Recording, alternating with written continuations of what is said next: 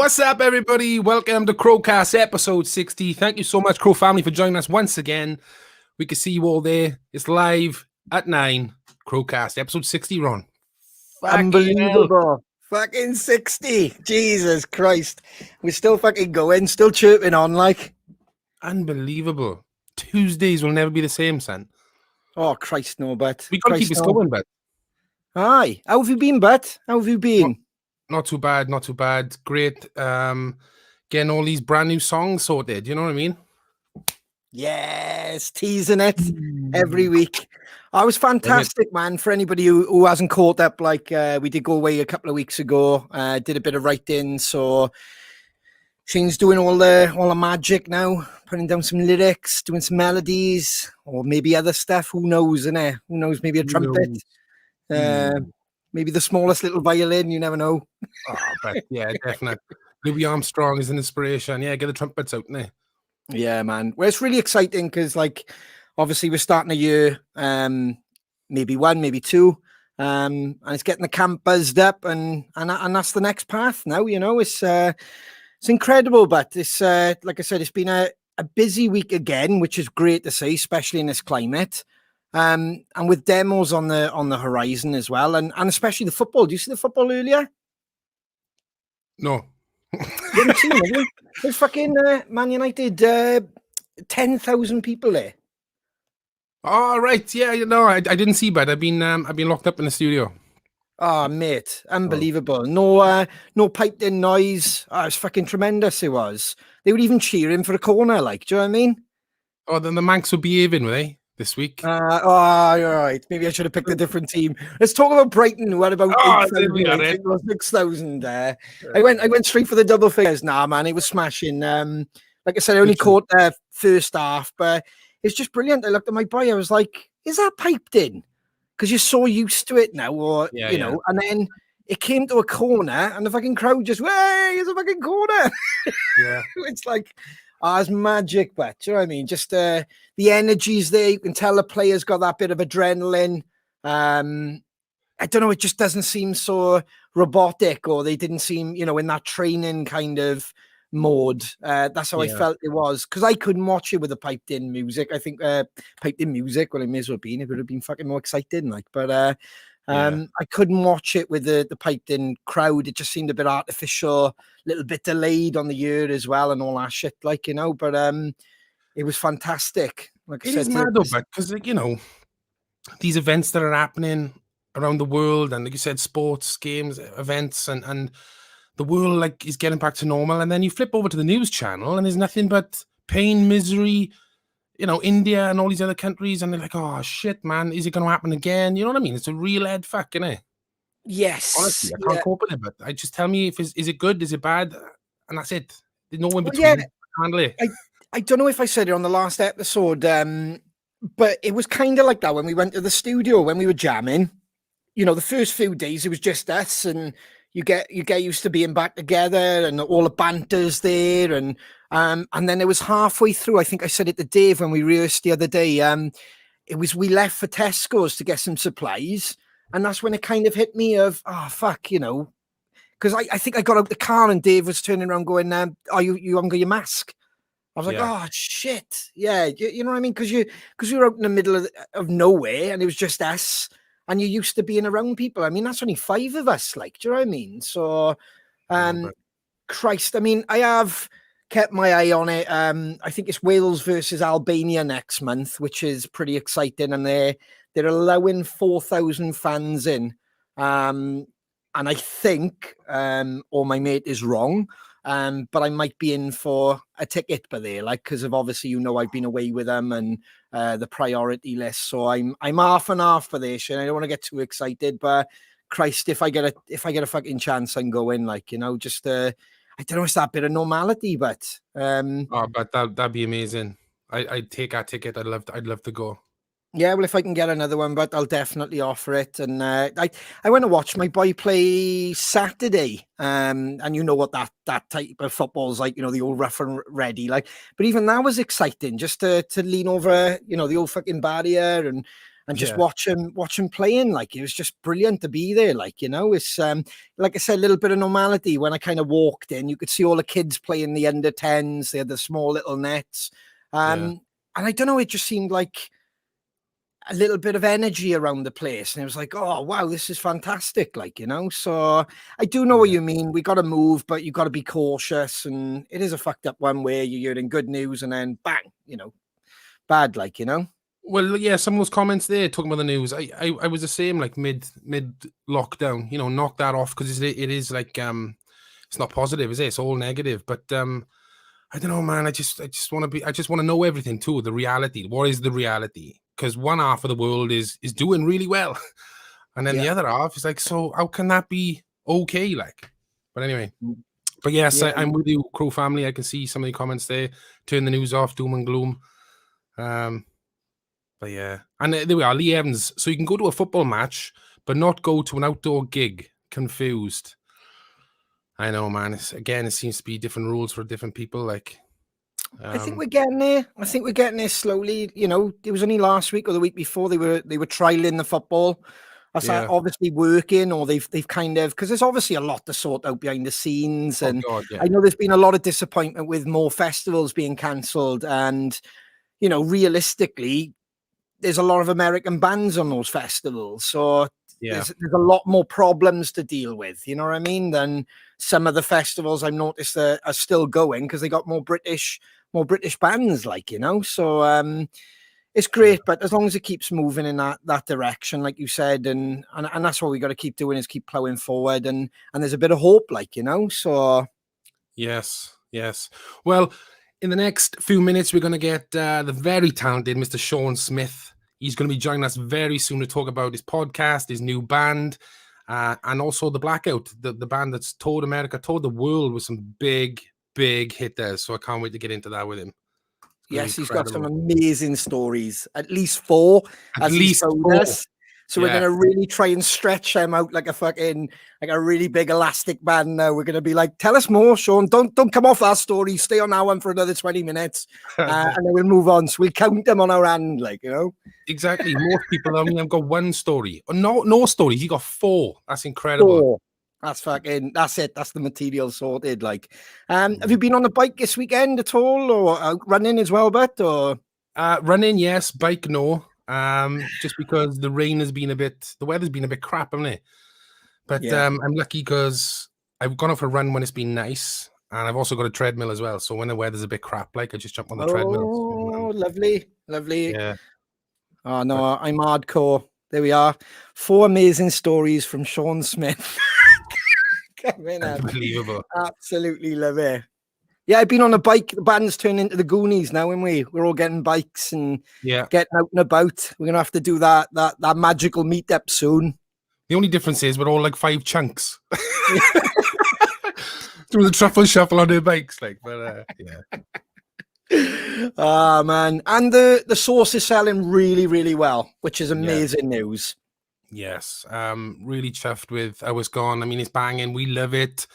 Crow family, I think a couple of hit home this week delivered, saying some lovely things about it. There we go. Check out Ann Walter. Nice delivery this morning. Sauces and new tea. How are you all having the sauce? Do I need to go shopping for tortilla chips or chuck it in chuck on my salmon? Oof. To be honest, and you can chuck it on anything. It's that good. Carly Buckwell, loving it. Mark Christensen. Shannon Farmer. Yeah, she's nearly devoured now, look. Shannon loves it. She's nearly devoured, huh? Maybe, I don't know. I'm just thinking off the top of my head at the moment, but maybe if they kind of concoct. Fucking hell, where are we going with that? Where are we going? Yeah, if they come up with a good recipe, there we are. That's better English. You leave the cocks out of this, then. I know. That's what I was thinking. We fucking Jesus, that hour before the show, innit? They were, and there's something you don't put it on. Do not put the sauce on. Not. Yeah, definitely not put it on that. Maybe they can tell us what they're cooking it with, because there's some people who are going in hardcore with the old dipping of crisps. I added on scrambled eggs, So, nothing fucking exciting, but it was brilliant. Definitely give it a kick and made it more interesting. What are we reading? But there, excuse, that was way too quick. There we go. But yeah, if everyone maybe sends their recipes to the fan page, there we are. We'll keep it on the fan page. What are you cooking it with? Best one, we can have a little look this week and see what's exciting with it and give a free bottle of sauce. How about that, Shane? Happy days. Brilliant. There we are. Love it. That's my job. I'll monitor that. So not too many posts now, all right? Couple of you get adventurous. And yeah, whatever's working, whatever's kind of, I don't know, maybe ask Shiner or the boys, what do they like the sound of more? Like the sound of what? Like whatever they're cooking it with. Chicken. Oh, right. I'm with you. Yeah. Vegetarian dish. Well, Shiner doesn't eat, does he? All Shiner eats is Haribo. So he he likes put on fucking his hot Haribo. sauce. Bro. He likes hot sauce. That Yeah, shocked so me, I what? did. Hot sauce on Haribo. Hot sauce on chips. On hot sauce. No, actually, he'd have it on fucking toast, wouldn't he? Toast. He does love toast. He fucking loves a piece Who of doesn't? toast, that boy. Yeah. Hot sauce on his toast. We'll ask him after. What's he been putting his hot sauce on? Can you wait for that, Crow family? Can you wait? What has Shiner been doing with his hot sauce? Where's it gone? Hey, who knows, innit? There we are, digestives, apparently. So there we are. Oh, is it? Happy days. There we are. Yeah, fantastic week, but busy, writing, being creative, good news in the background, more to share on that very soon. Hot sauce is doing brilliant. More beer. I think that's starting to make its way around pubs now, which is fantastic news. And a brilliant guest tonight who's going to make us absolutely piss our pants because he's funny as fuck. He's brilliant. Very funny. Very funny. 4 stories. Should we have the 4-story guest? Do we have him now? Ladies and gentlemen, Crow family, please welcome the front man of the Blackout, front man of the Raiders, and co-presenter of the awesome Sappenin podcast. It's Mr. Sean Smith. You didn't say co-presenter of Sappenin podcast, did you? Oh, fucking hell, look out. Listen, we're live, Sean, we're live. Sappenin podcast with you? With 2 fellas? Is it called With 2 fellas? It's not, is it? Have you all not got a co-presenter? Co-host. No, not even. You're not even giving him out of you. Yeah. He's watching. He's brilliant, man. He's brilliant. He's co-host. There you are, right, Shane? Yeah. I'm number 2 in my own podcast. Thanks, Shane. No, but not at all. No, you're not. You're number 1, brother. But what I wanted to do is make Morgan feel special. Yeah. Oh, all right. It'd be a new graphic this week. It'd be a new graphic with Morgan. Oh, no. Or like a stamp, it will. Like a foiled stamp, like. How are you two, anyway? Sean, how are you too, Bet? Yeah, I'm good. I'm in Merthyr Tydfil at the moment. I was just chuckling behind the scenes just now when I was backstage, laughing at the idea of Ronnie drunk at his kids' game, shouting fucking hooligan stuff at his. Go on, smash him up! Yeah. It is a bit like that as well, but it is a bit like go through him, fucking have him. Oh man, yeah, because we haven't seen you since Funeral for a Friend gig in Shepherd's Bush. Wow. Is that the last time we've seen you, Bet? Yeah, when was that? October 2019? Bloody hell. Yes, Jesus, that is the last time. Yeah, man. I mean, for anybody good, who doesn't... Go on, yeah, of course. No, you I was going to say, for anybody who doesn't know Sean, like we're going to go all the way through his past. We're going to bring out all the cobwebs and everything over again, right?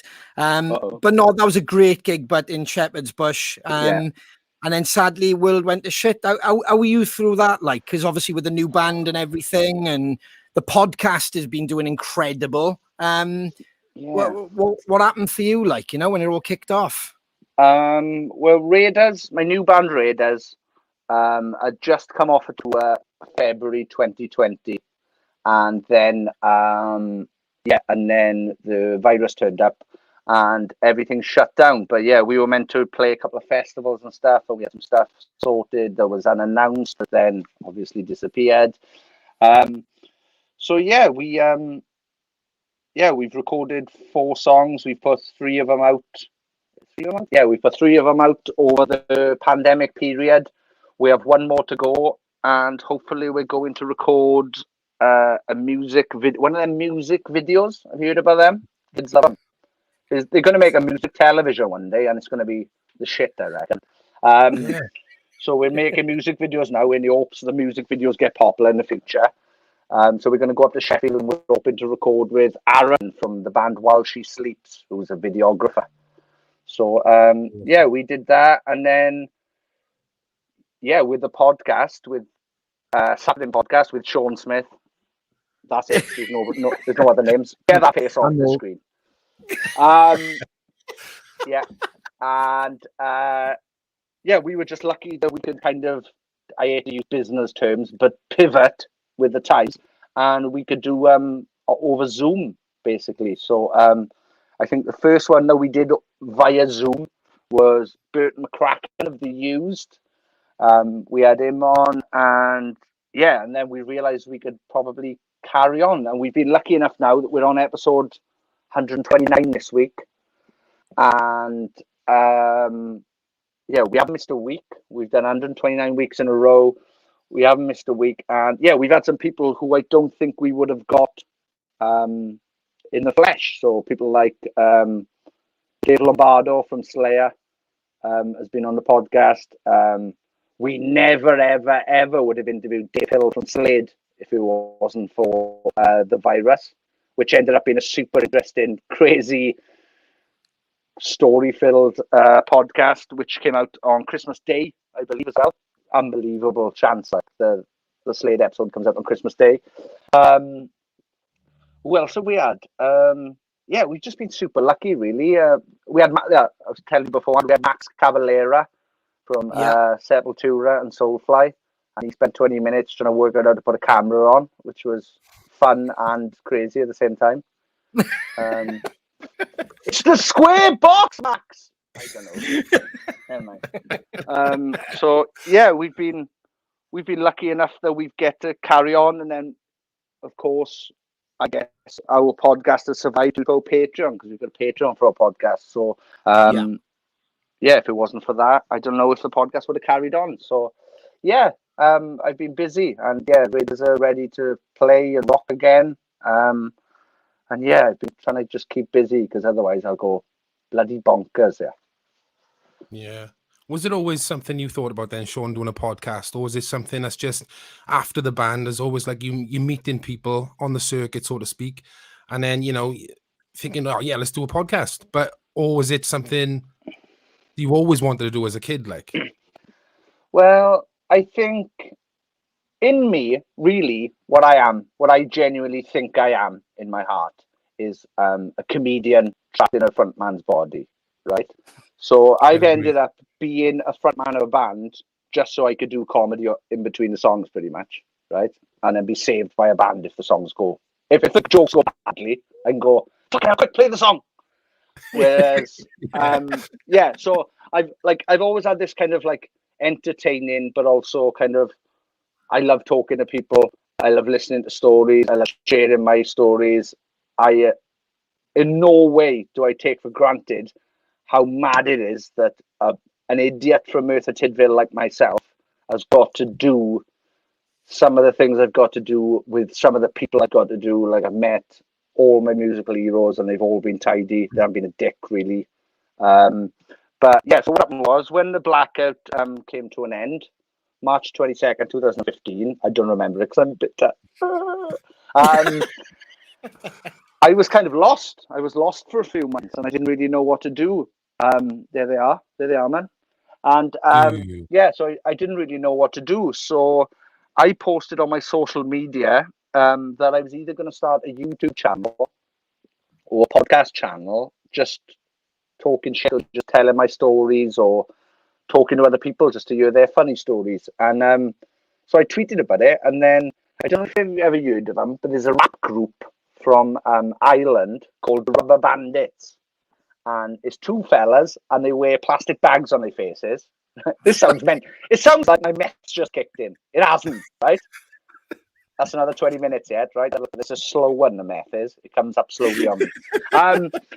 So these two fellas, they're rappers with bags on their head. Their most famous song is a song called Horse Outside, which the song is about having a horse outside rather than a car for transport. So there's a guy going to a wedding saying, basically the chorus is, fuck your Honda Civic, I have a horse outside. Fuck your Subaru, I have a horse outside. Anyway, so I tweeted I wanted to start a YouTube, and then one of the Rub Bandits messaged me and said, don't do that, start a podcast because there's no money in YouTube.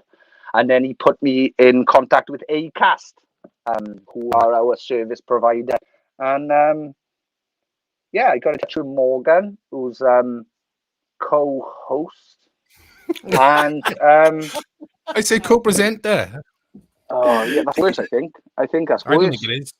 No, if you're the host, you're the main guy, if you're the presenter, you're secondary. Oh, cool. I like that, Shane. Well shimmied, Shane. You've dodged that bullet. I like it. But yeah, so I got in touch with Morgan, who I knew was a journalist who worked at Radio Cardiff. So I was like, he's going to have all of the gear and all of the idea. And then we got together, we started talking about it, and then I found out he didn't have an idea or any of the gear. So then me and him both had to chip in and buy the gear. And then we bought the gear, and then we started just doing it, and then never really looked back, really. I was just thinking about it, how mad it was the other day. Like, I was talking to my girlfriend, and she was saying how she's like, busted to get a business started. And she's like, I don't know how to start it. And I was like, you just... In the words of small sports brand Nike, just have a go in it. Just have a go, or whatever they say. I don't know. Just have a go in it. Yeah. Have a bash, whatever they're saying is, right? But yeah, that's what we did. We literally had probably 4 or 5 episodes in the bag beforehand, and then we just started putting them out, and here we are today, 129 deep so far. Incredible, bro. I mean, we've been there from episode 1, which you introduced yourself and what you've done throughout your career, which we'll get into that now. And the stories are fantastic. There are slightly more than 4, so everybody can get excited. And then obviously when the guests started rolling in, it was brilliant. There was some familiar to people we knew. And then right up to, like you said, but COVID kicks in and you're thinking, fuck, how do we, because the difference is for anybody watching this, like Sean and Morgan used to go and do it, it was face to face, it's proper podcasting, because you'd be there, it'd be backstage. I know some of your interviews are backstage. Some of them they'd come to your house, some of them in different locations. So it's the fact of this was a very like personal face to face vibe when you started this. So the fact that you had to adapt is just magical. But because it's like some people go, well, fuck it, innit? That's what. Yeah, we had a kind of worry for a little second, I guess, but just because we were like, I guess I was more worried about music just stopping altogether, like everyone just going, I didn't want to talk or do interviews anymore. Like, do you know what I mean? So when we realized that we could probably speak to people who we weren't going to speak to because they weren't coming over anyway, we were like, oh, this could be good for us, and it has worked out quite well, because we're still here now. And then to be honest, there's people we've had on the podcast where I might have heard 2 songs beforehand, but once they realize that they're not just talking to a journalist, or they're talking to someone who's done something similar to what they have, for the most part, I find that people kind of or rock stars or whatever you want to call them, just kind of like break character a little bit, break kayfabe, if you will, and are just, because my favorite thing is, and it's a prominent thing with the podcast, is I care more about cool, funny stories that happen to you than your new album, right? Like, cool, awesome, you've got a new album, amazing.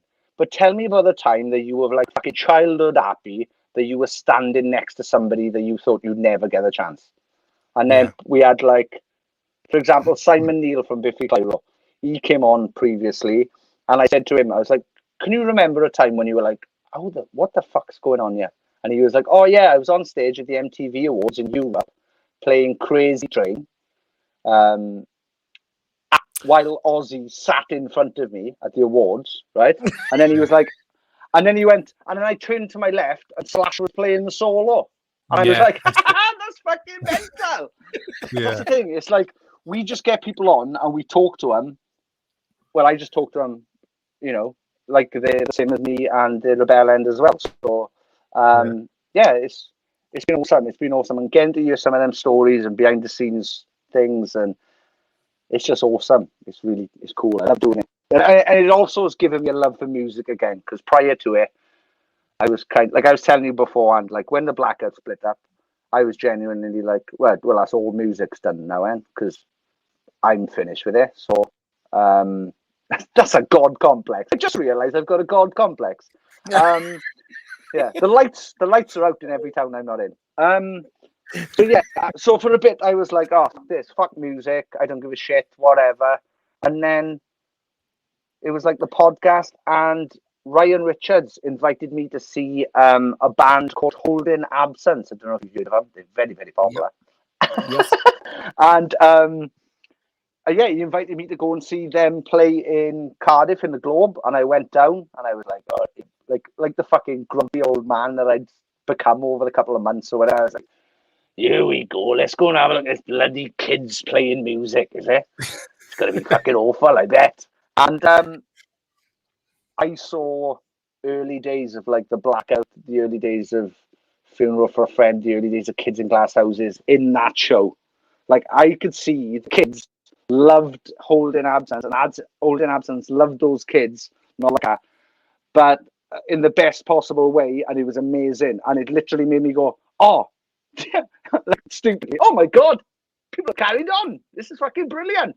And then I fell the podcast and seeing them and stuff like made me fall back in love with music. And then I started up Raiders, and released 4 songs, and here we are. And then I was invited as a guest on my favorite podcast with people who brought out a hot sauce. Yeah. The fucking pinnacle of your career right here, innit? Right now. With the Blackout finishing, bro, I know we're gonna get right into it, like, but it's all good. Yeah, I love that podcast, like, honestly, like, because I obviously know your history, and I know the band, and I've played gigs with the band and stuff like that, and you were so honest, and I think it was refreshing for me to hear that, because there's many, never mind South Walian fucking musicians who were struggling. There's musicians everywhere struggling, and you were like you said, all right, you joke, oh, I got an ego, I got this or whatever. You were fucking front cover Kerrang. You have had fucking massive success, which we'll dive into all those great stories. But it was brilliant to hear, like, on that podcast, you going, I was fucking miserable. This fucking cut me up. Like, you don't realize, because there's no after therapy when a band finishes. There's no fucking after therapy. There's no. It's all of a sudden you know you're going through everything, and then it's like, ta-da, you're fucking on your own. Yeah, like. well, I think like you said, like I touched on it in episodes 1 and 2. 1 was about the end and why and how it all came about and what we did after. And and number 2 then was like all the good times we had in the Blackout. But like episode 1 was really, really difficult to record. Like I remember being close to tears a few times. Because like you said, there's no aftercare for bands, right? And in those episodes I mentioned that, as stupid as it sounds, there should be something to offer musicians after they leave bands or their bands split up or anything like that, because I was just lost. I just didn't know what to do. And, you know, being one of the front men of the band as well, I felt, well, because I was the only one who wanted to kind of carry on with the Blackout at the time, I was like, oh, well, it's me then. Like, those 5 don't want to be in a band. Like, I want to fucking carry on and just do this. But then, you know, obviously, like, I realized that, you know, it got to the point where it was kind of like wasn't financially feasible to carry on being the Blackout without us all getting full-time jobs and becoming a weekend band. And none of us wanted that for the band. We didn't want to be one of those bands that just kind of like bids, let's just knock it on the head now while we can see what's happening. So I was lost and I didn't know what to do. And boys, you'd be surprised how many people who are there when you're doing well disappear when you're not doing well. And that includes like promoters who I know we made hundreds of thousands of pounds for. So basically, the week before we announced we were splitting up, we got offered to go to a radio station to go and play acoustically for the presenter. So as usual, I agreed with them to do it. We went and did it. So then I asked the presenter, I was like, oh, I really want to get into radio DJing or something like that. And they were like, oh yeah, come and follow me around. You could come here and do all this. And I was like, yeah, that'd be amazing. That would be amazing. Week later, we announced that we were splitting up. And I texted our radio presenter probably 5 or 6 times over the next 5 or 6 months and never got a reply. I got a reply off that radio presenter, right? February of last year, when they realized, remember those mass flooding, and and Pontypridd was fucking like underwater. It was the new Atlantis or whatever. Where this radio presenter got in touch. This radio presenter got in touch and was like, any chance you get the Blackout back together and come and play for this thing? And I was like, no. And then I found out it was like a show, almost as if like that person's name was like presents this. I was like, you just wanted to make yourself look like a fucking hero again. Like you dangled the carrot in front of me of this potential job that I would have absolutely have loved, and I literally said to them, I said, I'll do anything. I'll bring you cups of tea. I'll clean your desks. I'll do anything you want as long as I can come and like get involved. And yeah, they got back to me like 5 years later asking, is there any chance the Black would do an acoustic gig for this thing I'm putting on? And I was like, do you know what? I can't do it now because of my band or whatever, but I nearly set a timer 5 years from that moment she texted me to text her back, just saying no. Yeah. Because it took them 5 years to get back to me, like, so. Yeah. Oh, it's fucking awful. So there was like loads of people who were like promoters and radio people and PR people that I went to and asked, could I do anything? I got in touch with one promoter and I said, can I come work for you? I'll literally do anything. He said, oh, what do you want to do? I was like, anything. I'll make tea for everyone. I will literally start at the bottom and do anything till I'm a promoter or whatever. And they said to me, oh, unless you know specifically what you want to do, I can't offer you a job. And all I could think was, you fucking business has literally been kept afloat for some months off the back of money my band has previously made it like. But yeah, so, and as anyone watching this can tell, I'm obviously still massively bitter about it, right? But that's how it is. Like, that's how it is. Like, 1 minute, I was literally, like you said, I fucking hate brag. Like, I hate bragging about the stuff. But like you said, we were fucking front cover of Kerrang 5 times, I think it was, right? We had a couple of top 30. We had a couple of top 30 albums, and then all of a sudden, all of that's gone, and nobody wants anything to do with us anymore or whatever. And unless they can somehow use our connections. That's what I think. But yeah, it's just a nightmare. And just see all these people that you thought, like, I thought we were friends. And it's like, oh no, we were just acquaintances while you just made money and I brought people to a venue. It was a great era. Go on, sorry, Shane, go on. Oh, go on, bud. You saying about the year? I was going to say it was a great era for music, and you guys were slaying it. I mean, we'll talk more about the albums, but especially like the later ones, Best in Town. Those were the ones that I resonated with. Where I started going, fucking hell, they got hits by you, like, do you know what I mean? And then you'd see the videos on TV, and I don't think people they quite grasp that. Because I remember saying to someone before, having a video on fucking Kerrang and litter picking at the same point and hiding from fucking school buses and stuff, like, do you know what I mean? Because you want to keep our fucking persona back in, but it was almost like, fuck, it was such a mind fuck because you're trying to build a reputation. But you boys were at a completely different level again, where you were touring the world, You were working with the best bookers. You were working with, you know what I mean? Everybody top of your game. That's where you were. So that's just kind of just putting a quick kind of scenario for anybody watching going, right, well, why is he so down about it? Because like you said, all of a sudden, no, but it's true, isn't it? All of a sudden, you know, the boys say, right, we've had enough. And you're like, fuck, I still want to go. Right, okay. Fucking radio. Okay, right. Promoting, magazines. Let's fucking have you. And you would have had all the connections, Sean. That's why I want everybody to know that. You would have had a phone full of fucking connections of everybody you met. So it is hard, man. That's why when I listened to that first podcast, I was like, fuck, I can hear you by ear. And like I said, there's so many other people out there who have similar stories or they haven't got as far as that. And it was almost like you were so honest about it. You could have bullshitted and gone, I'm fucking grand. Yeah, I'm sitting in my fucking mansion at the moment. Things are not happening. But it's all right. I'll get a new band off the ground and we'll be fucking massive. But you were just so honest about it, like, but that's, you know? yeah, but that's the thing, I think.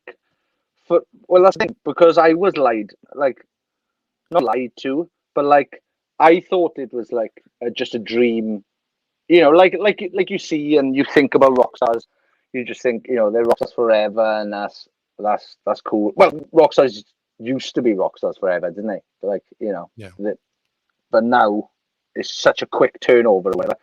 But yeah, it's just, again, it's people you don't expect as well. It's like the people who were really, really lovely, and you were like, they're always going to be there. And then it was them that were the surprising ones, really. Like the ones I expected to piss off right away.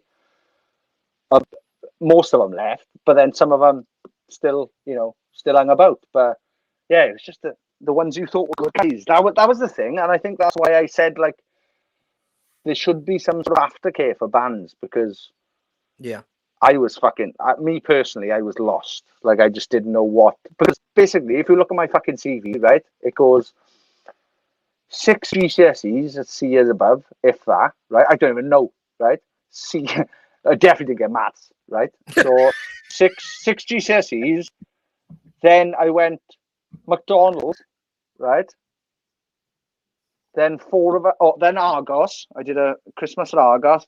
Then 4 of the Blackout worked in the same Castle Bingo place in Merthyr Tydfil, right? And the crazy thing about that is, one of us was a caller, right? Bear in mind, the lineup in Castle Bingo was me, Gavin, the other frontman, Matthew, who plays guitar, and Reese, who's the bassist, right? So the 4 of us were in Castle Bingo. You'd think me or Gavin are going to be the caller then, because we're the front men. No, it was Matthew, the one with the worst diction, right? He literally sounded like he was talking through soup at all times, right? And then, so my CV was like Castle Bingo. If you look at it now, it's Castle Bingo. Disappeared for 13 years. Turned up again. Started working with Matthew Pritchard. That's what he did. It's mad. It's like I just disappeared for 13 years if you look at my CV. But I was actually touring the world and meeting my heroes. Like, so, yeah. Wow. I'm not. Don't get me wrong. I've loved everything I've had, and I'm super grateful. Anyway, I'm so grateful for the podcast I've got now. So just getting into it.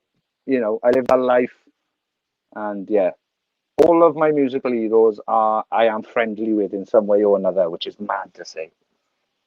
That's incredible, bud. So Blackout formed in 2003. Yeah. 4 albums.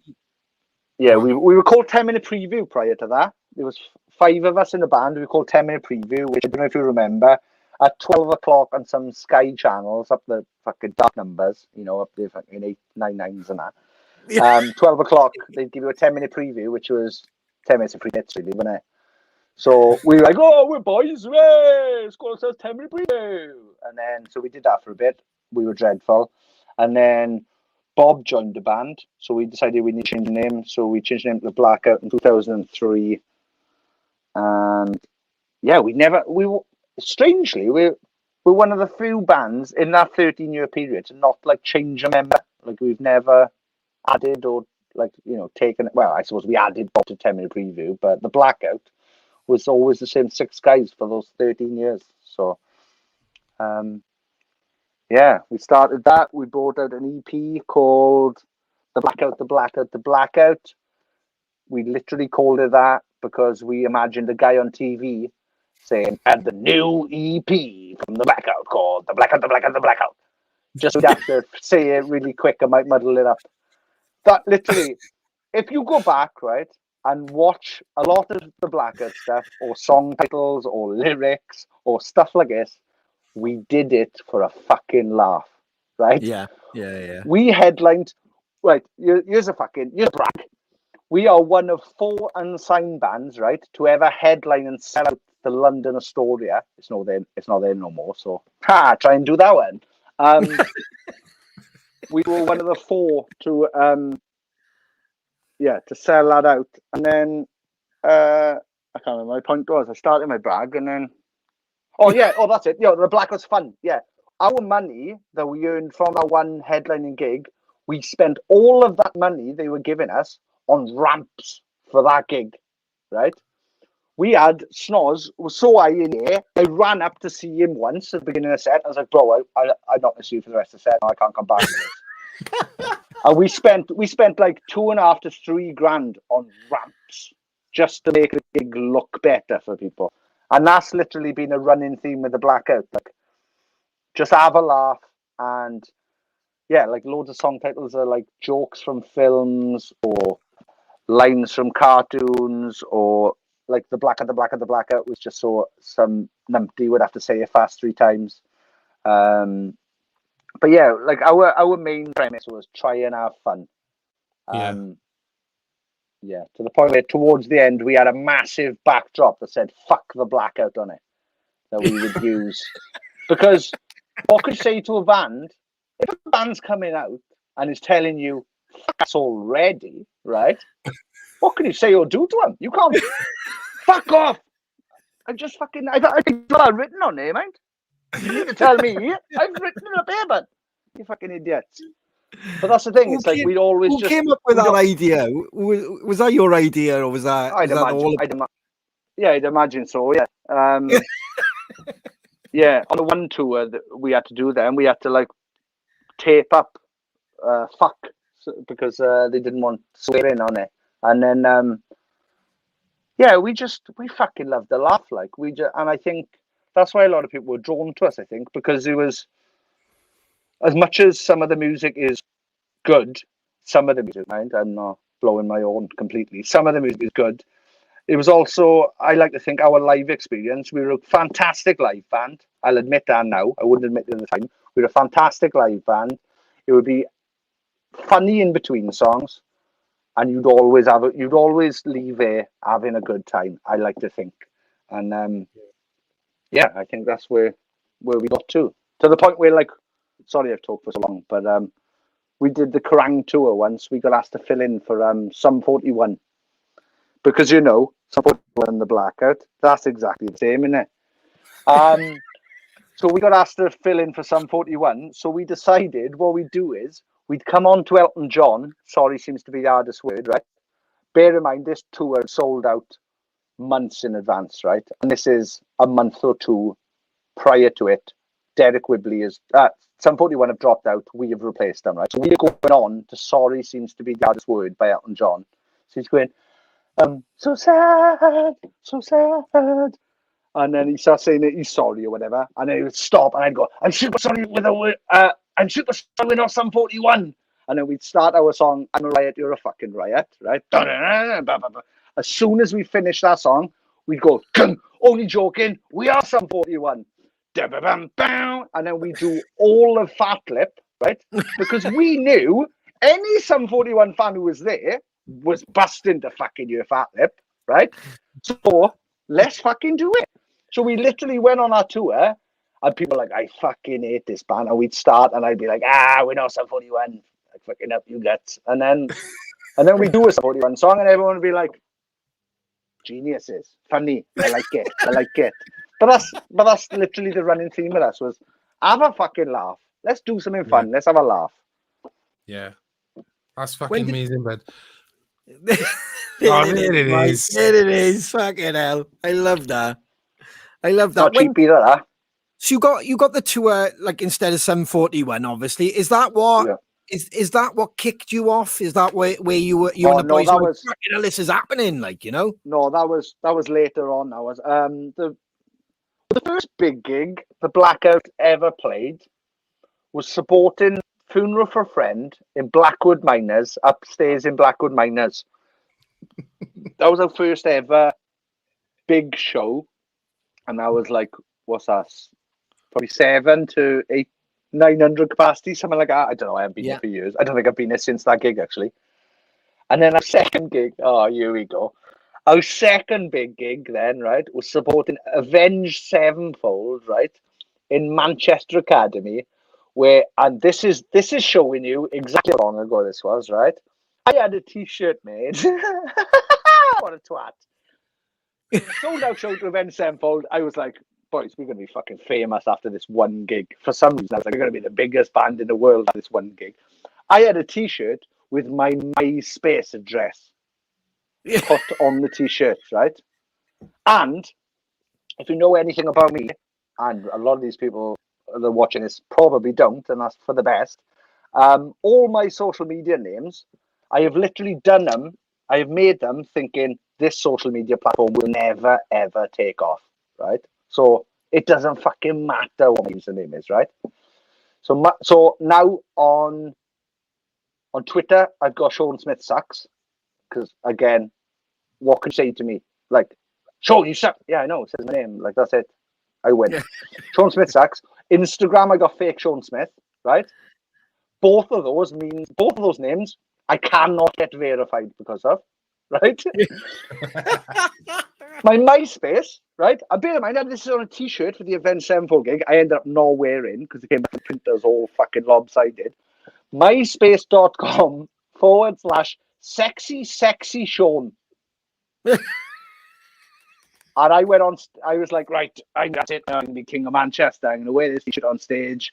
I'm going to have everybody follow me. I'm going to be the king of the goths. Nah.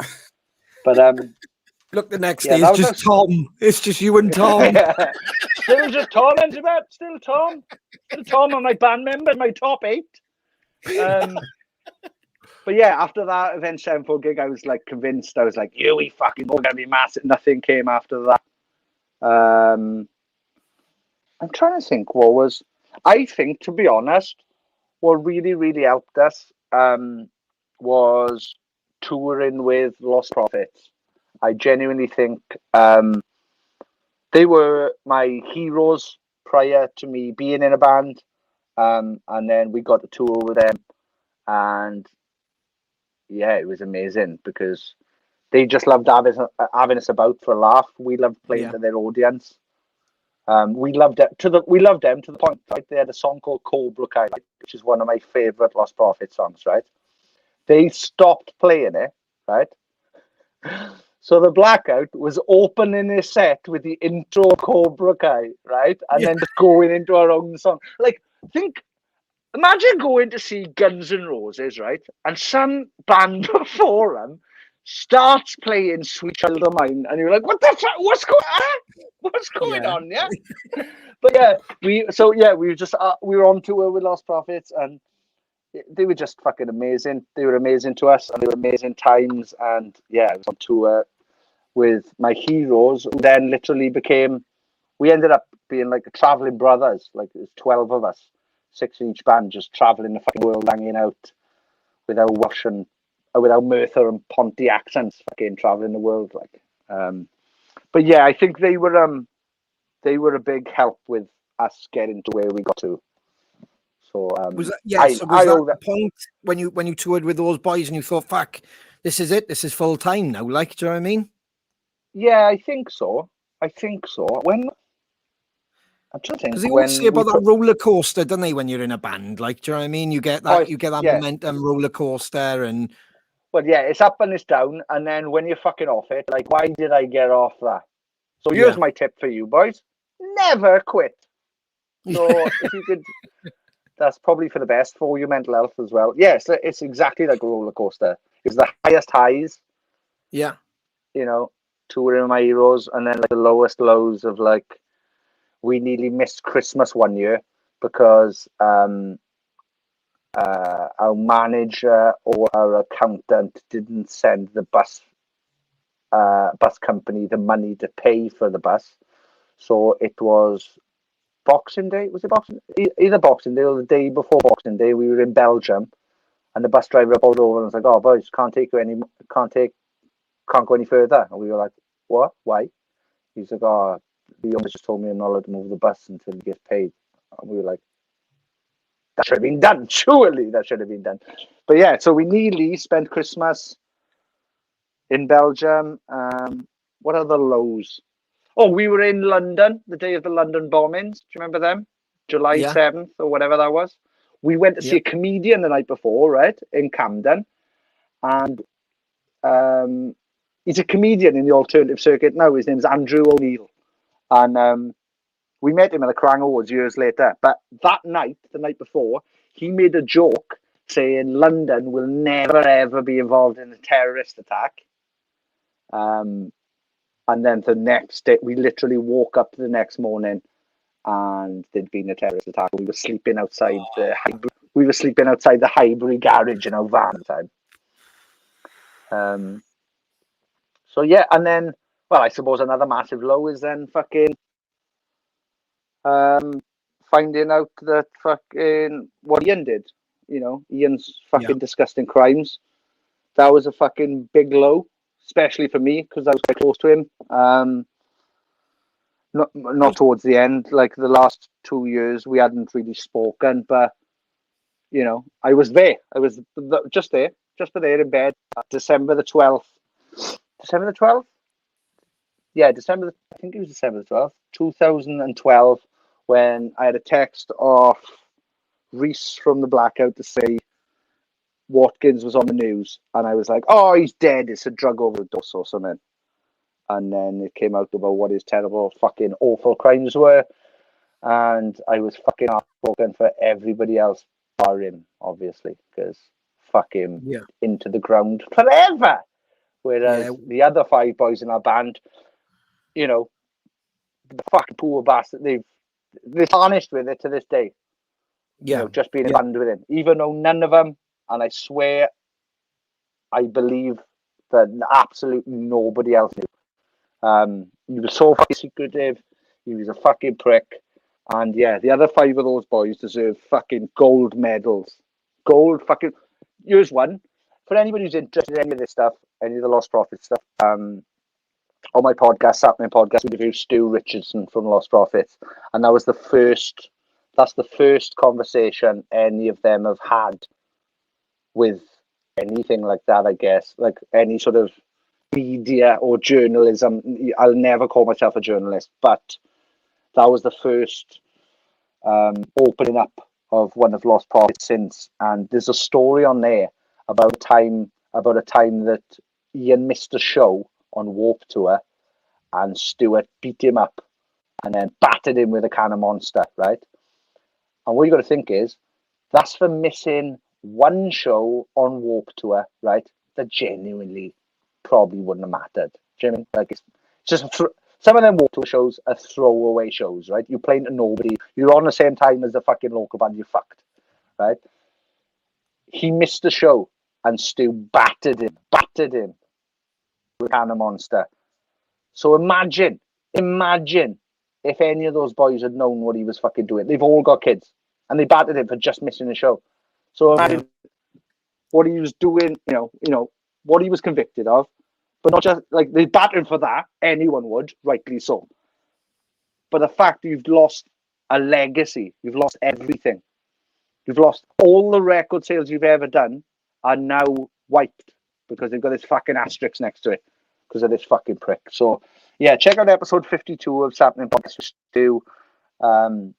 It's a good one. It was mind-blowing. It's an emotional one. I listened to it. It was really like, wow. And I think for a lot of us, especially in the music scene, who wasn't as close, like you were close with the boys, the band, it was nice to hear some of the stuff because it was like, it made you feel even fucking more sorry for the boys and more champion them, like, do you know what I mean? Because like you just said, but it wasn't the the fucking hideous crime and the disgustingness that he fucking done. It was the legacy ruined for other people's lives. Yeah, well, yeah. Morgan's just correcting you, but there. Sorry, episode Sean, 54. Yeah. Former co-host of the podcast, Morgan Richard, has just written And he's a episode mank. 54. Ah. Oh, what? Get it off! Get it off! But no, I'm so sorry. He didn't realize. Well, he wouldn't think of what he's done, but it's the fact of all those songs, the tunes.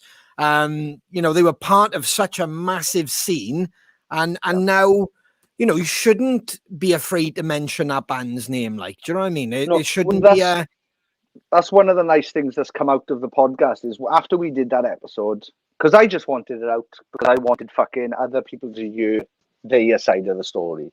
But like Stu says on the podcast, they never came out and talked about it because they didn't see themselves as victims. Because, you know, like obviously the fucking terrible crimes that fucking Ian committed, they've got genuine victims. But the boys didn't see themselves as victims, and they don't realize that they fucking were, because they've lost what's the fucking legacy? Like literally, you can't. You know, I know some of them have smashed their gold discs. They've got fucking gold discs, like, and they've smashed them up. It's fucking meant like you can't have it up anyway. You can't have it in. Do you know what I mean? Like they've all got kids and stuff. You can't put it's just fucking horrible. And one of the nice things me and Morgan have viewed back is that people have thanked us for like making Lost Prophets slightly less of a dirty word in a way then, because it made us realize that there was fucking 5 others. Like there was 5 others. And then we did an episode with Luke Johnson then. Morgan will type in the chat what episode number that was. And he was Lost Prophets' last drummer. And he literally joined them and was literally on his like proper first wage with them. And then it happened. So he'd left everything from being a session drummer to being like, we want you in the band. And then got him in the band and then it happened. So they were all fucking like, every single one of them had their fucking legs chopped from under them by that fucking prick. And it's heartbreaking. It's heartbreaking. But to see them all now coming back and doing different things, and like Stu and Lee are in No Devotion. Thank you very much, Morgan. Episode 72 of Sappenin Podcast with Sean Smith is Luke Johnson's episode. He knows every episode. And it's just fucking horrible. We don't need to see him again, man. That's fine. But yeah. So it was fucking horrible for him. But I just want people to realize that it was one fucking twat. It was one bastard who did all this. Like it wasn't any of the other 5. And it's nice to see like No Devotion coming back. I know Mike and his wife are doing very, very well. Jamie's pinking his fucking like. Check out Jamie from Lost Prophets is pinked in. Richard Jamie Oliver, he goes by. It's fucking unbelievable. But yeah, so yeah, we're kind of watching hopefully a phoenix rise from the ashes, I think, of what was formerly, you know, my favorite. Well, definitely one of my 3 favorite bands of all time, like Lost Prophets. So yeah, sorry about that, boys. I've taken it down a fucking No, it's honest, man. And I mean, for anybody watching who didn't know, I mean, I know, even though we live not close together, but we're not far, like, do you know what I mean? Everything gets wrong really quick. And I know you had a lot of shit for that personally, you know, and I didn't know you well enough but to pick up a phone or say, are you all right? No, but all right. I hope a lot of people did, because I know, you know, just because you're mates with somebody, they don't realize that you didn't speak to him for so long, as you've addressed that and you've said in your podcast. And that must have been fucking horrible as well. Then people asking you loads of questions, or people wonder, well, you must have known. You must have fucking known. Do you know what I mean?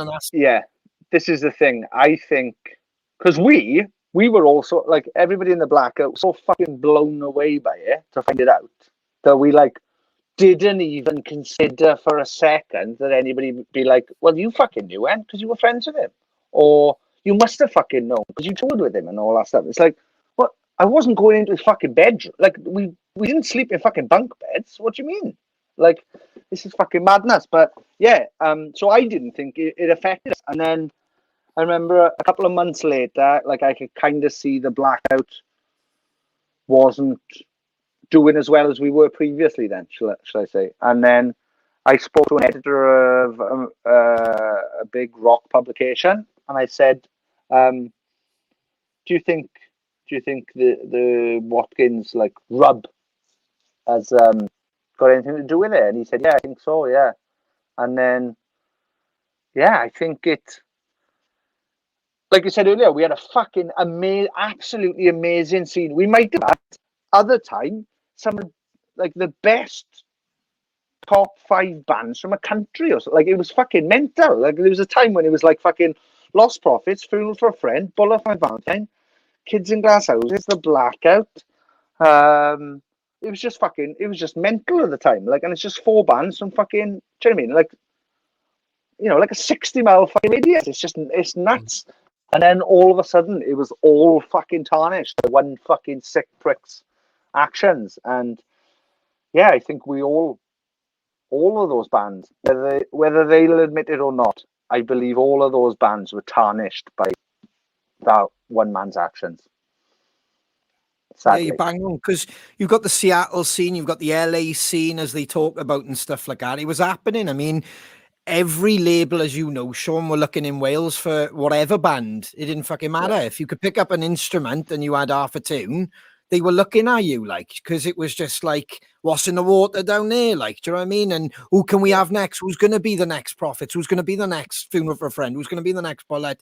And so on, so on. Like, so I know what you mean, but it was like a real buzz. There was a lot happening TV wise with the Pop Factory, the festivals were banging you. And then they're all just kind of, I know what you mean, but all the foundations start crumbling, and then and it's like, oh, what's going on up in Scotland? Let's fucking just get away. It's fucking mad, like, and it was a strange run as well. Streaming did happen, so that did. I don't know. It's a fucking weird one. Yeah, it was strange. It's like, like, because I was like fucking Lost Prophets were like the first kind of like rock band that wasn't an indie band I saw live. I saw them playing downstairs in Blackwood Miners Institute, and I was like, this is fucking nuts. These people are battering each other in a pit and smiling. What's going on? I want this. I want this. I want to make this my life. And then I went to like Funeral for Friends. I missed the first ever gig. I went to the next 5 gigs in a row, to the point where I travelled with them in van to Hereford and Salisbury and all these fucking mad places. So I was literally like, I was a massive, massive fanboy of these bands. Like Funeral and Lost Prophets were 2 bands I just fucking loved and looked up to. And then when I got a chance to tour with them, that was like a fucking dream come true. And then I was like, oh, just where the dream ends then. I've toured these 2 bands now. That'll do, pig. And then it kept going, and I got to travel, and I got to go to countries my dad would never see, and it's just mad, isn't it? It's just fucking bonkers, like. But yeah, it took you everywhere, but didn't it? Australia as well. Oh, big fan of Australia. Australia, Japan, States, Canada, all over Europe. Brilliant. Greece with Linkin Park. That was the first time I ever went to Greece. We played Linkin Park's first ever show in Greece, right? Which, if, say, now those damn crows or the Blackout were playing in Greece, right, we'd be playing, I don't know, 200, 500 capacity club, if that. Linkin Park's first gig in Greece was 18,000 people. Smashing plates everywhere. Fucking hell. Couldn't fucking move for a mess. Like a Welsh, can't fucking move for a mess, but fucking chickpea-tastic it was. Can't do the Newport helicopter for fuck all. Like, that's incredible, but I mean, that's pinch yourself moments when you're fucking touring with bands like that, bro. I mean, who else has it been? Well, the real reason I got into alternative rock music, well, basically, before I was into rock music, I was into indie, so I liked Stereophonics. The Word Gets Around, their first album, is one of the best debut albums of all time, in my opinion. It's also one of the greatest emo albums, but people don't even realize it's an emo album. They just go, "Oh, it's a fucking indie band." But if you listen to it, it's fucking singing about his friend dying on a train line. So I was into the Phonics and I was into happy hardcore. Nobody's expecting that, were they? Yeah. You've got a heart of gold, precious to each other. Yeah, love it. Massive fan.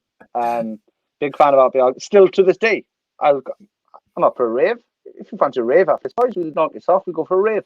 But then I heard Mr. Frederick Durst of the Limp Bizkit, and I heard him swear 46 times in the song "Hot Dog," and he said "fuck" 46 times, and then he was shouting as well, and I was like, "Oh, I could do both of those things.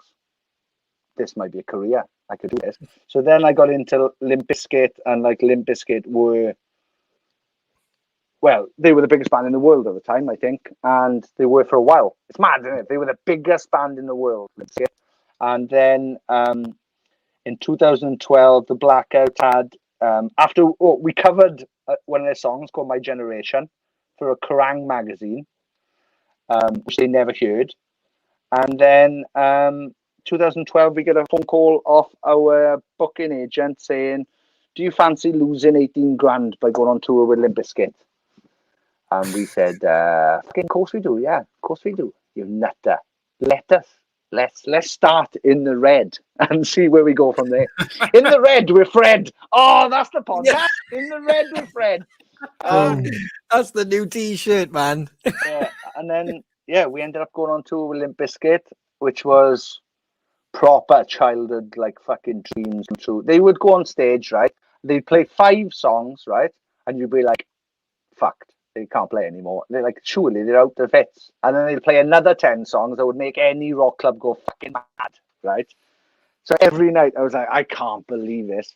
And it got to the point where we watched every set, and they hadn't played the song Counterfeit, which is my favourite Limp Bizkit song from when I was when I first found them, I guess. I went back and I found out I fucking literally adored that song. So I wrote a letter to Limp Bizkit while on tour with them. "Dear Limp Bizkit, the Blackout year, you might remember us from the last 12 shows. We have never seen you play the Rock Mosh anthem Counterfeit live. If there's any chance of you playing it, that'd be amazing. If not, no worries. Thanks for the tour. Enjoy the show tonight up on the Blackout," or whatever. "Give it Fred's absolutely giant bodyguard." And then I went back to my dressing room, and then there's a knock on the door, and Gabe came, and Gabe is Fred's personal assistant, and he said, "Limp Bizkit will see you downstairs." And I was like, uh-oh, I fucking hate it when people ask us to play old stuff. So we walked down, all of us. He was like, "Oh, you all got to come down." I was like, "Oh, because you've been kicked off there now for being like, oh, play fucking old stuff, new stuff, shit." It's not true. So we get to the side of the stage, and there Fred turns and he's like, "Right, we'll do Counterfeit." And I was like, "Yes!" He's like, "But you got to sing it." And I was like, yeah, I like that. So I got a wireless microphone, right? And then in his middle, I'm giving away, here's some behind the scenes Limp Bizkit secrets now. In the middle of his monitors, he'll have 3 monitors center stage. The middle one is a fucking auto cue, right? Or as he described it, the old man TV, right? So he said to me, here's where I get like proper 12-year-old virgin, "No, I'm not a virgin," type stuff, right? He says, "If you need it, the words are on the old man TV." And I stepped over him, right? And I went, "I was born to do this." Deadpan, right? Meant it. Like, I genuinely meant it. I was like, I was fucking born to do it. And then I proceeded to do a Fred Durst impression at Fred Durst for another 4 minutes, right? While we did this song. And then when we finished, I was like, well, that's the best moment of my fucking life. I just performed Limp Bizkit with Limp Bizkit. And then as we were walking off stage, Fred was like, "Oh, don't get too drunk tonight before you show." I was going to do the voice then. "Don't get too drunk tonight before the show, because we're going to do that." And I was like, "What?" And now there's a video on YouTube if you type in Limp Bizkit, the Blackout, there's a video of me and Gavin doing Fred Durst impressions to Fred Durst, while Bob is standing next to Wes Borland, who's dressed as some sort of monkey priest, just riffing away. And it's fucking literally, I think it's had like 10,000 views. I reckon 9,999 of those views are me watching it back. Because I fucking love it. It's mad. Like, I watch it, right? And I go, that's fucking mental. Because I have this weird thing, right? Where, say now I'm looking at a Kerrang poster that's got the Blackout on, right? I recognise 5 of the guys, right? The other one's the blonde tit, right? But that blonde tit is me, but I just don't recognise it as me because I don't see my face all the time. Like, but I see the other 5. So I watch that video back and I'm like, I can't believe Gavin, who I know is there singing with Fred Durst. That's fucking mental. And I'm there. But yeah, so like, befriended them. That was fucking mad.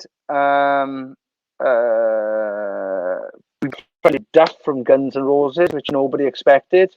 That's a good story. We were in Australia, and our tour manager, Luke Bell, he previously tour managed Duff's, I think it's Duff McKagan Loaded or whatever they're called. Yeah. And we got asked, did we want to go and see Chris Jericho and Scott Ian doing spoken word? So we were like, yeah, cool. Yeah, me and my friend Scott will go. Scott's from Merthyr. And he came over to Soundwave with us because the fellow who owns Soundwave, AJ, was like, oh, bring some techs, man. You know, we pay for it anyway. So I was like, oh, fucking brilliant. I'd take my best friend from Merthyr, who's, if anybody asks, he's a Sean tech. He's got to get me to a stage, like. So me and fucking Scott, we get in his fucking van, right, outside our hotel in Melbourne, I think it was. And we get in his van, all of a sudden, fucking Duff McKagan sits in between us. What the fuck is going on here? And he goes, where are you from, boys? Not that accent, like, he's not from fucking Rumney. But where are you fucking from, man? So he said, where are you from, boys? And I was like, South Wales. And he was like, where are you from? And I went, 30 miles north of Cardiff. You wouldn't have heard of it. And he went, where are you from? And I went, Merthyr Tydfil. And he went, I've read a book called Dilem for Merthyr. And I went, fuck off of you. And so we started talking about that. Then I started to explain to him the first album I ever bought on cassette. Cassettes, for anybody watching who's under the age of 30, were a music medium. So I bought Use Illusion 2 because it had a parental advisory sticker on it, and I wanted to read the word fuck. Bear in mind, this is pre-internet, right?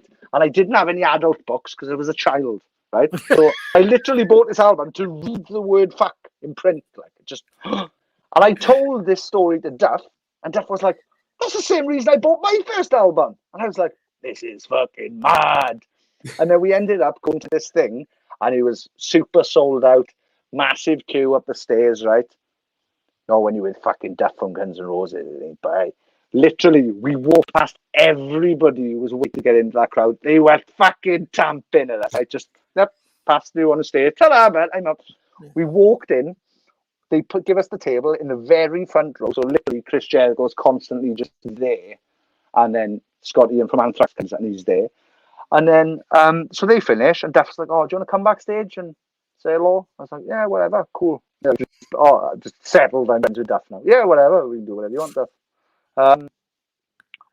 Me and Scott went backstage, right? We shouldn't have been allowed in this room. It was me, Duff McKagan from the Guns N' Roses, Scott Ian from Anthrax, Chris Jericho from Fozzy and WWE fame, and Kerry King from Slayer. 2 boys from Merthyr, and then 4 rock stars. And we were just like, I just remember turning to Scott going, we just shouldn't be in this room. I think we should go. So we befriended Duff. That was mad. And to the point where now, if he comes over here with Duff McKagan's Loaded, my brother's his tour manager. Yeah. My brother's name is in Duff's latest book. Wow. How's that happened? It's mad, isn't it? Fuck, it is mad. Should I do one more hero story? And then I'll stop. I was and going you to can say, how many talk. stories have we had out of the 4? How many have we had? Morgan's counting now. Morgan will put in the comments. This might be my last one, actually. It's my All right. my last Well, one. I'm assuming go this is after the this. fucking best one, Sean, is it? It's a good one. I don't know. It's a Right. good one. It's something nobody I know expected it. So yeah, when we did that Greece show with Linkin Park, so basically we got offered 5 shows with Linkin Park, which were like Lithuania, Latvia, Greece, Munich, and maybe another German one, right? But the Munich one was a Project Revolution. So all the others were just us and Linkin Park. And then the Project Revolution one was Linkin Park, him, the band, I'm not calling Linkin Park one man. NERD, right? NERD, so Pharrell, right? Pharrell, that should be the name. Pharrell, the Used, and then the Blackout opening, right? So we fucking play whatever. I just fucking cannot wait to see NERD. Never seen NERD live. I'm a massive, massive Pharrell fan. Can't wait. So they fucking go on. And so me and the Blackout boys, we're like, oh, let's go watch a barrier. You can kind of be security side of the barrier. So like we'd sit on the barrier and just watch NERD playing.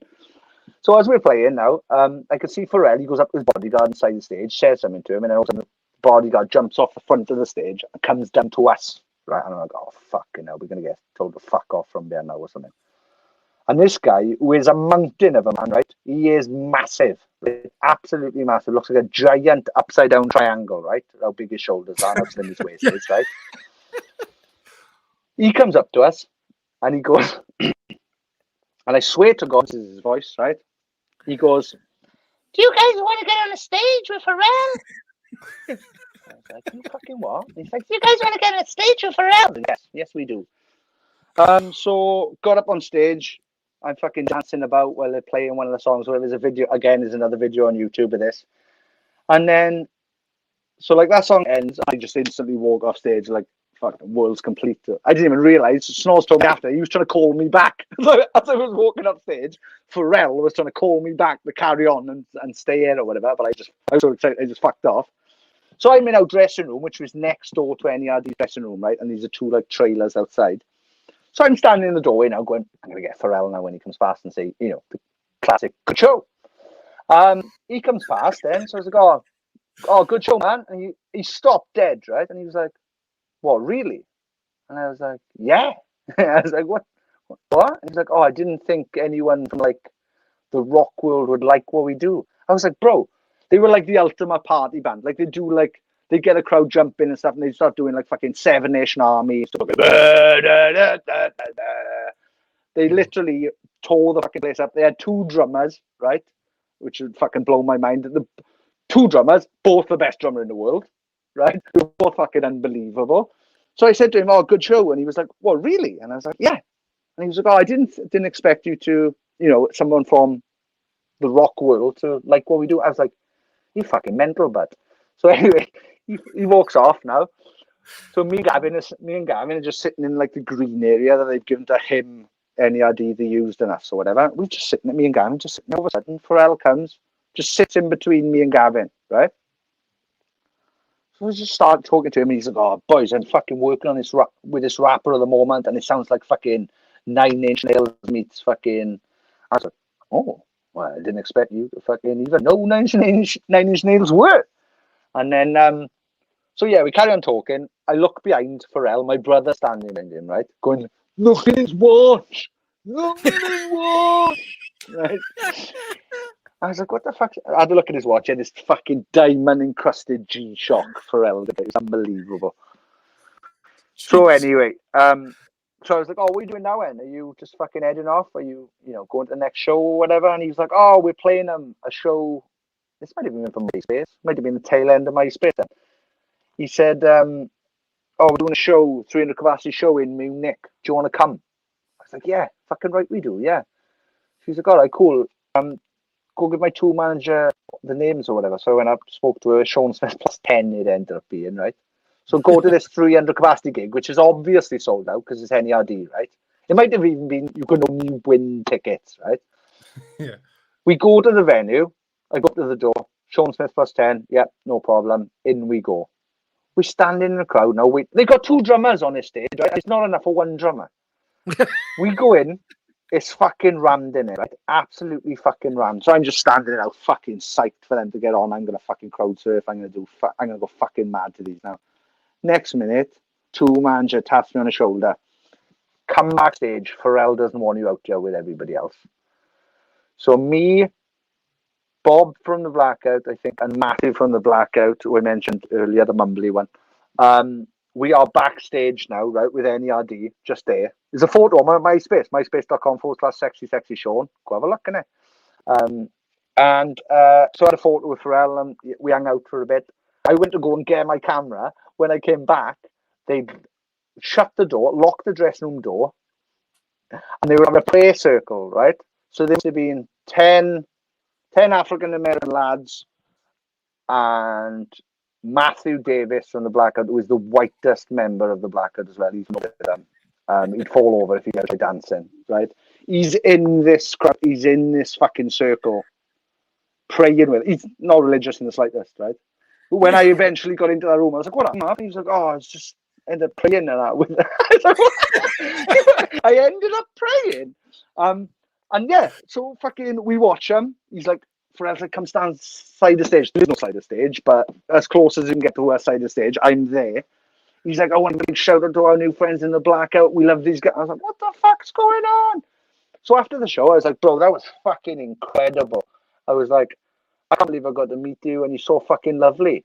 I was like, "I'm coming to the London Project Revolution, the Linkin Park are playing. We're not playing it, but I'm going to be here." And he was like, "Oh, take my number." I was like, "All right, yeah." Thinking he'd give me like his 2 managers' number, or do what I've done to people where you give them 1 number wrong, right? Yeah. So he was like, "Oh, take my number." I was like, "All right, yeah." So I took his fucking number. As soon as I left the venue, I was like, "I'm going to fucking test this now." So I texted him saying, "Thank you so much for today. It's been a fucking absolute pleasure to meet you, an honor to meet you. I can't believe it. You're one of my fucking heroes. And you're fucking lovely. Text me back right away. I'll see you next week in fucking London. Come and hang out and that." So I end up going to the London show. I miss him by 5 minutes, right? He literally leaves. And I find out, as we get backstage, me and Pablo, our sound guy at the time, I was like, "Oh, I'm looking for Pharrell." They're like, "Oh, he's just left now with Jay-Z." Oh, I was like, "I miss Jason Z." "Oh, not Jason Z and Pharrell. No way." And then a year later, then I text Pharrell was any idea you were playing in London in the Camden Roundhouse, and I text him saying, "Oh, have a good show tonight." And then I had a phone call then off Phil, I believe his day-to-day manager was called at the time, going, "Phil wants you to come to the show." And I was like, "Oh, well, I'm in Cardiff rehearsing my band." And he was like, "Cool. Well, it's 4 o'clock now and the show starts at 9. He's like, "It doesn't take 5 hours to get here." So then I was like, in mid-practice, and I was like, "Boys, I've been summoned by Pharrell to go to London. yeah. Does anybody want to come with me?" So Bob was like, "I'll fucking come with you. Let's go." Because you never know. It might be like, we can use it as like we call it a business trip. Like we fucking, we never know what comes of this. So we go to the show. We walk in, right? They just started on stage. We walk in the back, fucking rammed. Me and Bob walking in the back of the crowd now to come down like the right-hand side, stage left. He sees us. I don't know how he saw us.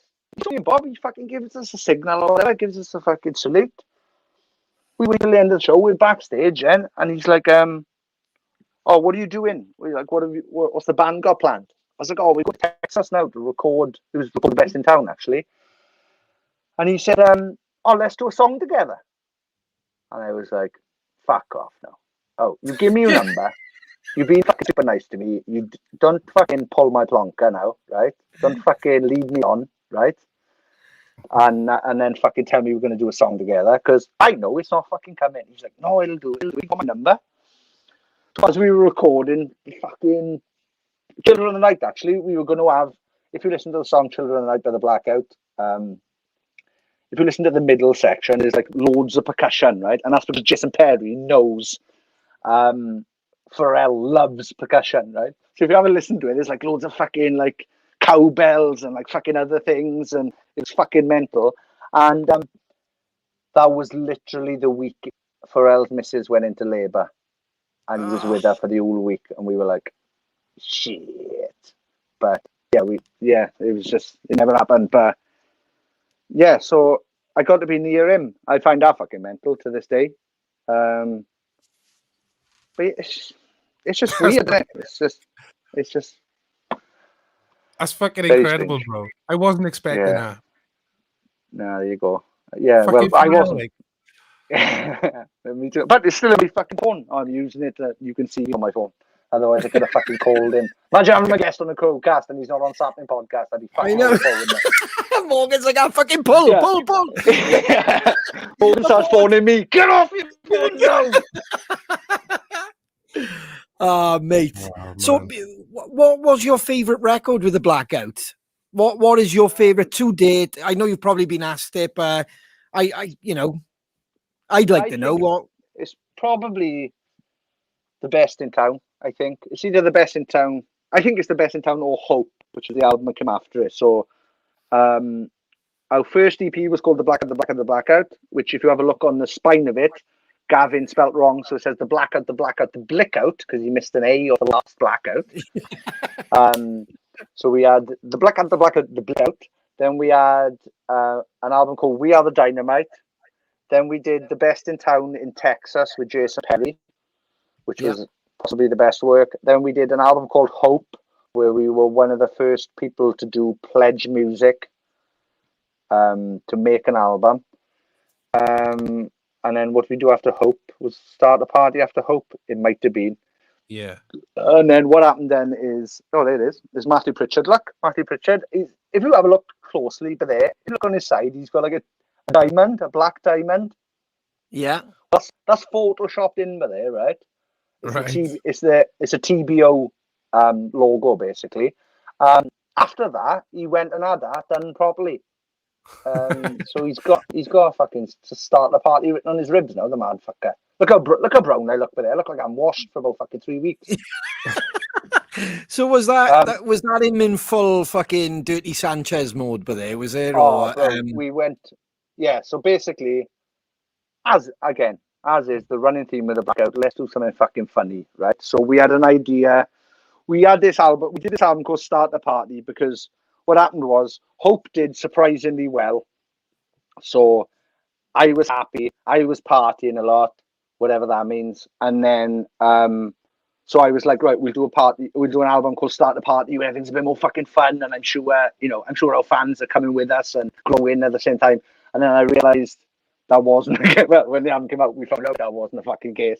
But we decided, what's fucking funnier than for a video? We shot all our other prior videos to that in like fucking Bolton, in fucking freezing cold Bolton, right? So we were like, well, let's take the fucking budget for the video, go to Ibiza with Rich. If we take a fucking handy cam, we're gonna get some fucking mad footage of him doing some sort of shit. But we took a full production company out, and then we took him out. You drinking for free when you were with Matthew Pritchard in Ibiza, because it was fucking wild. We went out. We ended up at Pike's nightclub, which is where Freddie Mercury stayed when he was in Ibiza, and somebody there broke the bed. I won't incriminate the person, but somebody broke the bed in Freddie Mercury's room, and Bob had to have a tactical spew at 4 a.m.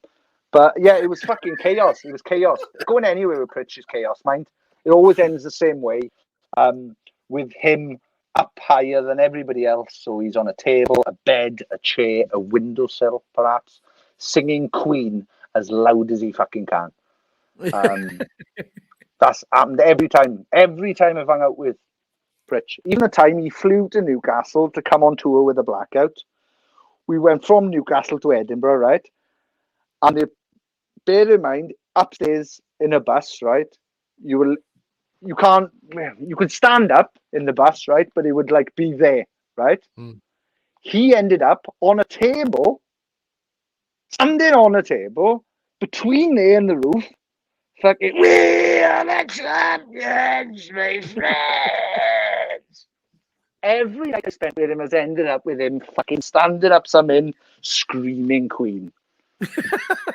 What a fucking nutter. Hopefully you'll have him on as a guest soon so you can talk to him about his love of all that. That'd be great. Yeah, man, that'd be great. Fucking hell, Sean, what a fucking life, dude. I mean, no wonder you were fucking heartbroken with the fucking Blackout. The fucking stories, fuck. Yeah. Bro. I'm trying to think, was any... Morgan, can you type it there? Is there any other usual ones I've missed out on of my usual stories?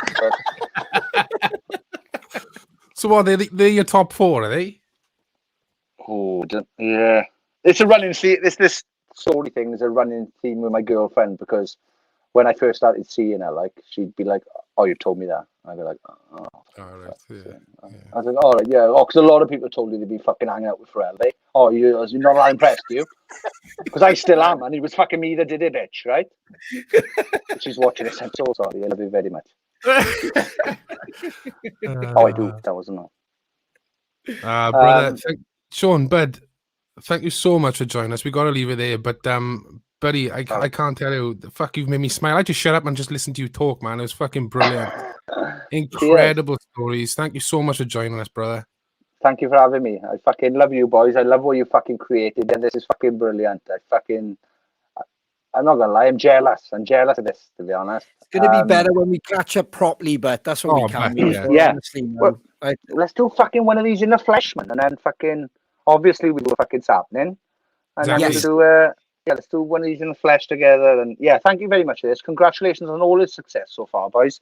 Thank you, and fucking send me one of them beers and a fucking hot sauce, and for fuck's sake. We will, but we will. No question. And maybe we'll be in the next story, and you can make it 5 epic stories then. Yes, yeah. I went and I had hot sauce, and I shit myself with those damn. There we go. You fucking write yourself. There we go. I fucking write it now. Do you know? I'm writing it now. I know it's going to be a good one. Sean, and then you fucking phone Pharrell and tell him. Pharrell, you never guess what I fucking shit myself because I had too much beer and hot sauce the other day. But yeah, those damn crows. But yeah, thank you for having me, and fucking good luck with everything. And I'm sorry I'm not episode 69. That's my saddest thing. I could have been like. It could have been. Absolute legend. Yeah, just repeat this episode for number 69.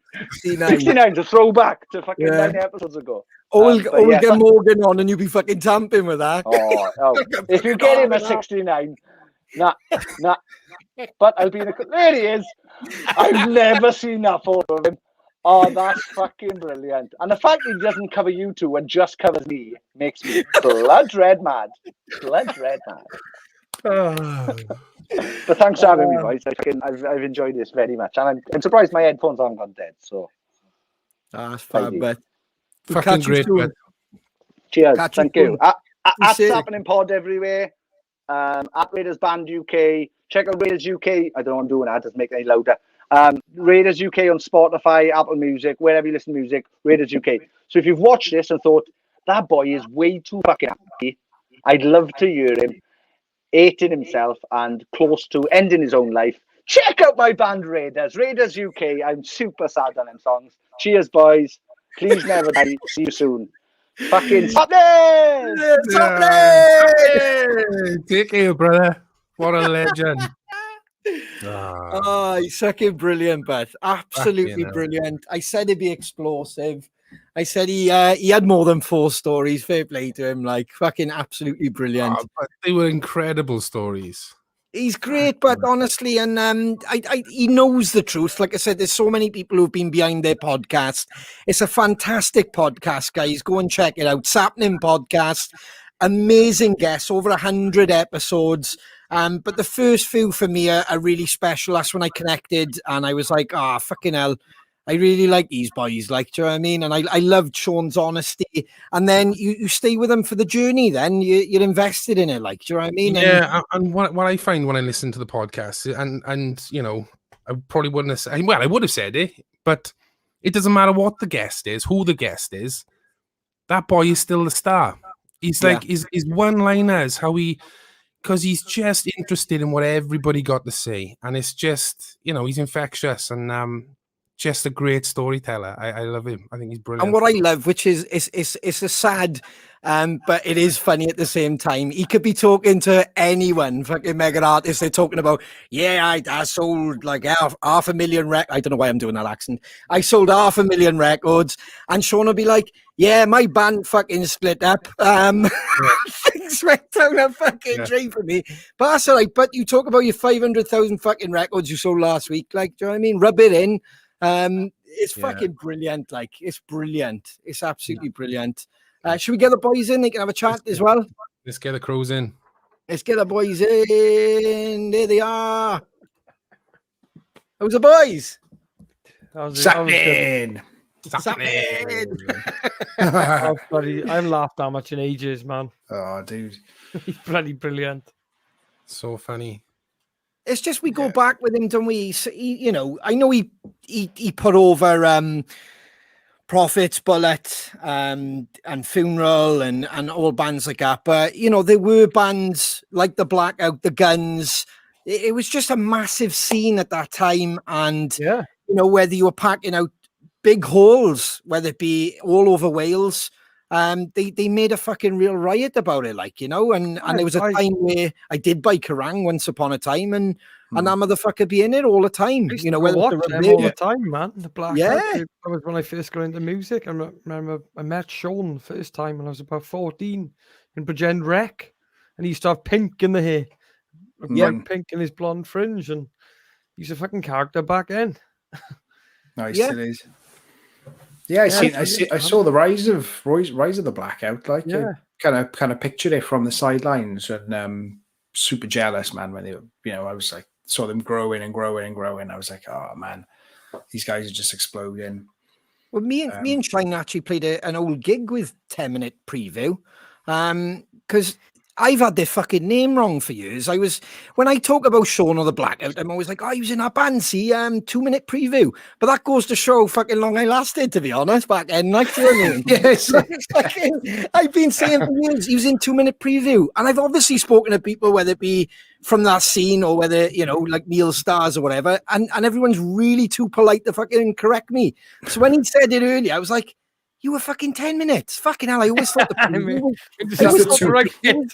point in going past 2 minutes, but well, I even thought that because he's the king of catchphrases. He always used to have brilliant t-shirt ideas, innovative. And I'd say that to Sean anytime. He's very fucking innovative. Fingers on the pulse, right? That's happening, especially back then.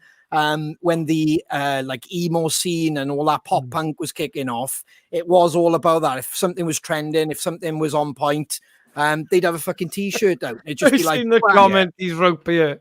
2 minutes. They didn't have time to take their tops off, man. Yeah. That's part of the magic, boy. That's part of the magic.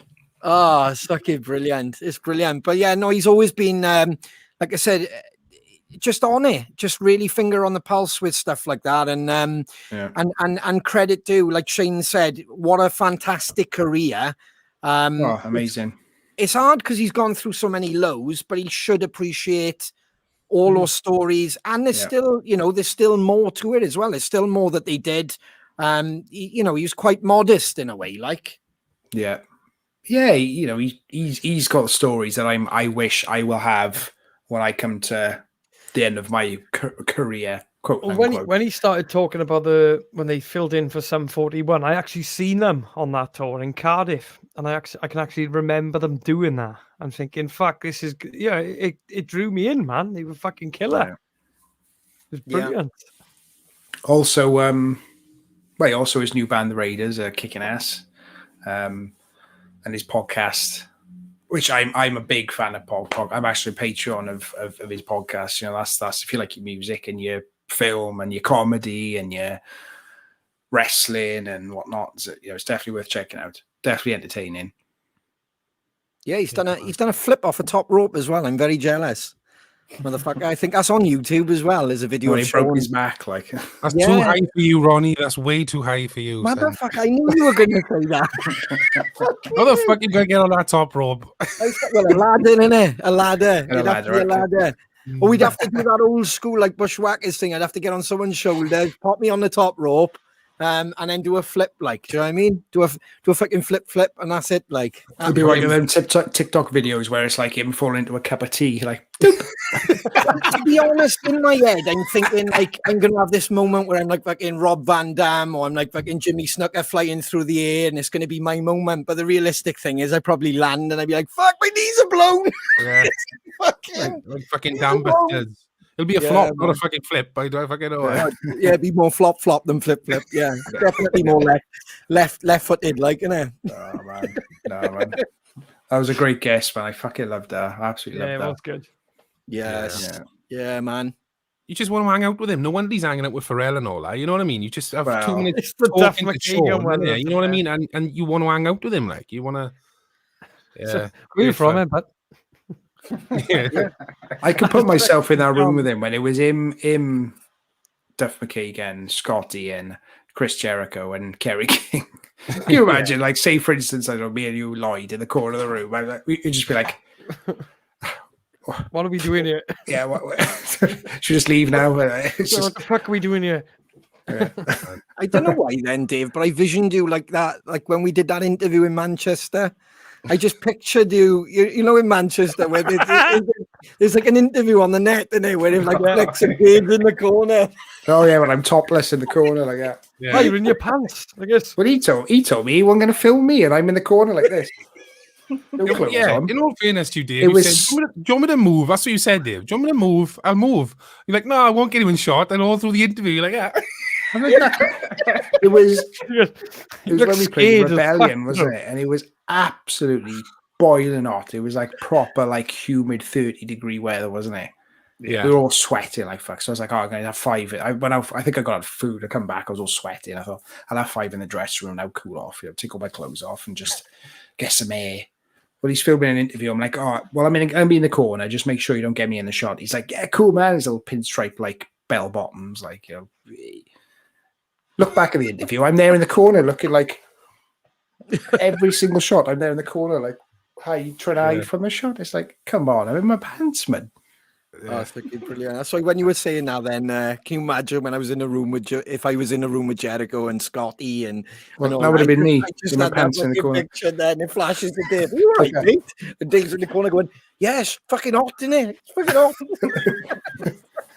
Just in my pants, like my Christmas pants in June. The first thing is you looked fucking mortified. You're like, as if you just stayed into oblivion. Like, Felt like it as well. Brilliant. Absolutely. Do. Right, let's move on with the show, shall we? That's Yes. Should we have some birthdays and shout outs? All right. So last week we did a birthday shout out for Harriet Breeze, who said, "Can you please give me a birthday shout out?" Well, Harriet got it wrong. Her birthday is actually today. And her husband got in touch and said, "Hi Shane, I don't know if you're aware, but it's my partner's Harriet's birthday this Tuesday. Anyway, well, could you give her an official shout out on CrowCast? Last week was a dry run. Can you say I love her loads and hope you are liking the Tiffany bracelet? Cheers, bud." Ooh, broke a Very lucky girl. Happy birthday for the second time, Harriet. Happy birthday! happy birthday, part 2. birthday. Greedy. Like the Queen, man. Hey. We've had so many comments wishing this lovely lady a happy birthday, but I'll just name a couple. B, Helen and Gary the Pie Man. I want to wish Tan Coombs a happy birthday. Happy birthday, Tan. Happy birthday, birthday! Happy birthday, Tan. And then Tan actually got in touch and said, "Could I please get a birthday shout out for my twin brother, Ian Parker? It's our birthday today. Hope all is well. And thank you always for being amazing, all of you. Happy birthday, Ian." Happy birthday! Happy birthday, Ian. And that's all the birthday shout outs. Fabulous. Take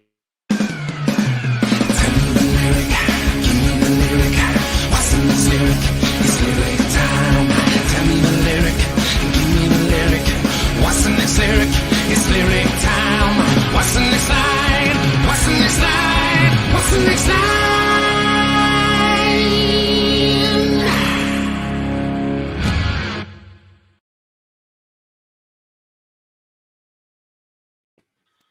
Here we are, and this week on What's the Next Line? Hey, what's the prize? Should we give away some sauce? Why not, innit? Why not? Yeah, fuck it. There it is. Look There at that. it is. Oh, I got it. On the sauce. There we are. We'll give away some sauce. So the lyric is this week. I think it's quite difficult. I stand it? alone. I stand alone. I stand alone. What's the next line? Go. Ooh, full screen. I was actually caught thinking then what it was, but there's no point in me fucking trying to think about that one, is there? I get off. I'm hearing like a big band song. I stand alone. Do, do, do, do. What's the next line, Dave? What's the next line? You do realize it's one of ours, do you? Or... Oh, is it? Oh, fucking hell. While we wait for the answer, let's have a look what's on this week's Crow Radio. The best music all day long. Crow Radio. Available now via Those Damn Crows Spotify page. Don't forget to click the green heart.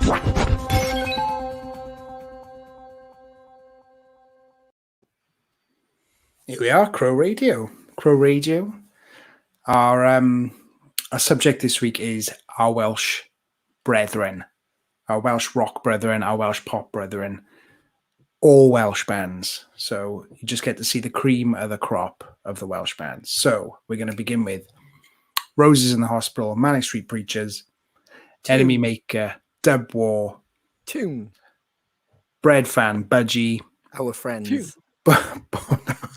Born to Roam, Phil Campbell, and the Our Bastard friends. Sons. Tune. Hand of Blood, Bullet, Our friends. Tune. Instant America, Safari, Destructobot by Sean's latest band, Raiders, Pig Valentine's 60-Foot Dolls, Bartender and the Thief, The Stereophonics, Lovely Bones, Kids in Black Houses, Buck Rogers, Feeder, Beyond Belief, Holding Absence.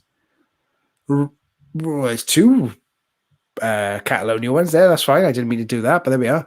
Road Rage and International Velvet by Catalonia. Outside. Yeah, you know, Catalonia. How much fucking wine have you had? The full back catalogue of Catalonia in the middle there. Catalonia. Oh, a Road Rage is there. Outside, Catfish in the Bottom End. Juxtaposed with You, Super Fury Animals. Battery by our good friends, Killer Lights. Bird on a Chain, good friends, Florence Black. I Hear You Knocking, Dave Edmonds. Delilah, Tom Jones. Good friend. Experiments with Truth, Dopamine. Set Me on Fire, Phoebe to the Wolves, Straight Lines, Monster, The Automatic, and Recovery, Funeral for a Friend. All Welsh bands, all Welsh artists. Have a fucking listen. Yes, and there's going to be loads that we have left off, obviously, for when we do a round two.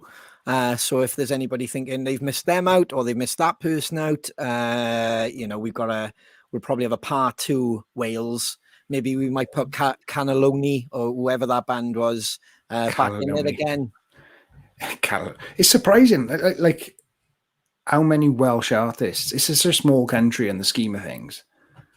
Yeah, it was beautiful looking at that. It was, Yeah. and there's a few bands on there I haven't heard for a long time as well, which is great, like 60-Foot Dolls. Yeah. So yeah, it brought back really cool vibes and good memories as well. There's a few of those bands which I think we've all seen, whether it's been like at a big day out in Cardiff or I think Catatonia watched them in the castle in Margam when they played there years ago, which was a really, really good gig. I was like, so for those who follow us on Spotify, Dave, how can they save it? Click the green heart, press the little downwards facing arrow, and it saves to your library. If you want to save it permanently, which we found out recently, click each individual track on the little three dots. Save track, save to library. Bam. Fabulous. And before we announce the winner who's going to be in contention for our brand new sauce, let's check in with Annie and see what Crow Fitness have been up to. How far have they gone? We almost hit the 20,000 mile mark this week. Bloody hell. Making it to 19,978 miles. That is now 80% of our overall target around the world.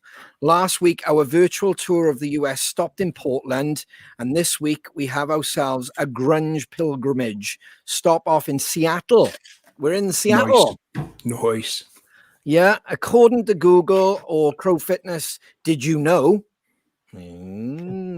Seattle has the ideal urban habitat for crows, and the city is apparently obsessed with them. Oh, okay. Did you know Well, we'll that? find out when we go there. You're refusing to acknowledge it, new Dave, because it's a fact. Yeah. Yeah, I can tell you, like Brushing over it casually. Move on. That's David Brent, that is. Well, just to back it up, they even had researchers at the university who study them. So I'm sure that will score you a few ticket sales when you finally play there, right? We pop back this week before heading into the USA across Ohio and Montana to the Bighorn National Forest and Crow Reservation. Next week, Vegas, maybe? If you fancy being disappointed, yeah, crack on. I've been to Vegas. Vegas. Yeah, that was all right. Like, Oh, you didn't like it, did you? yeah, it was just like Puthcall, wasn't it? But it was bigger Puthcall. Like, Dave, it was nothing like Puthcall. yeah. I'd love to know who you went with, because they'll go, well, actually, David slept for the 3 days that we were there. I'll even on the Stardust in Bridgend, Dave. Yeah, funny enough, we got picked up from Puthcall, taken to the airport, and then David slept for 3 days. Funny enough, it snowed when I was there. Ah, right. It was snowing, yeah. Which Yeah, was well- crazy. No, I loved Vegas. I'm a massive advocate of it, and especially now they got the UFC flying over there, like, you know, so which is brilliant. Got crowds back over there.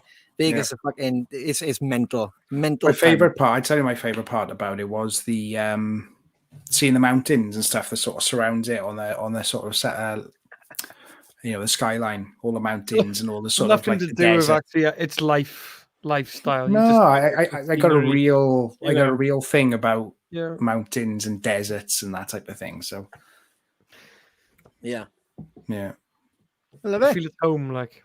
yeah. Have we got a winner, Shane? Yes, we have. Yes, we have. So the lyric was "I Stand Alone" from the song "Set in Stone," and the lyric that follows was "Set in Stone," and the winner was Mr. Lee Graham. Hey, well done, Lee. Well done, Lee. You won yourself some banging sauce, crow sauce. Very hot, very tasty. What have you? That's what I want to ask you, Shane. While we're talking about hot sauce, what have you put it on? What have you tried it with, son? Well, here's the thing, boys. I've actually left my bottles in Lloyd's van. Oh, tragic. Bloody useless, man. Yeah, from the studio. So, You could have replenished me. You saw how much of mine I got through. well, Dave, I did see it. What do you do? A quarter of a bottle in like one sitting? Yeah, I would have better have 2 bottles from Shane because I give them back to Shane. Not realizing, What's that? not realizing that they were yours. I thought they were part of the stock. All right. There we are. Yeah, Sorry, so- Shane. A lucky son. All right, man. So if you were to have some of it, Shane, what would you have it? Would you have it like? How would you have it? cheese, I think cheese on toast. I think. Yes, good choice. Yeah. Cheese on toast. I had some earlier yeah. with fish fingers, boys. That was It works with banging. anything, but it works with anything. It was banging. Fish fingers, really nice. Hmm. I've I had them on Cocoa Pops, nachos. A little bit on top of Cocoa Pops the other day. What? Of course, I'm joking. Dave, I don't know so much about that. You probably put a bit in your wine with it as well, haven't you? Spiced, like. Spicy little number. For those who don't know, it's sweet and tangy with underlying flavors of soy, ginger, and our Sendanipa beer. Oh. Then finished off with a gentle kick from Carolina Reapers. Oh, Carolina. Carolina. Oh, Catatonia Reapers. Yeah. That's totally. I personally can't stop eating it. I'm literally addicted to it. Literally. Yeah. Well, it's available right now on the web store. Yes. Yes, it is.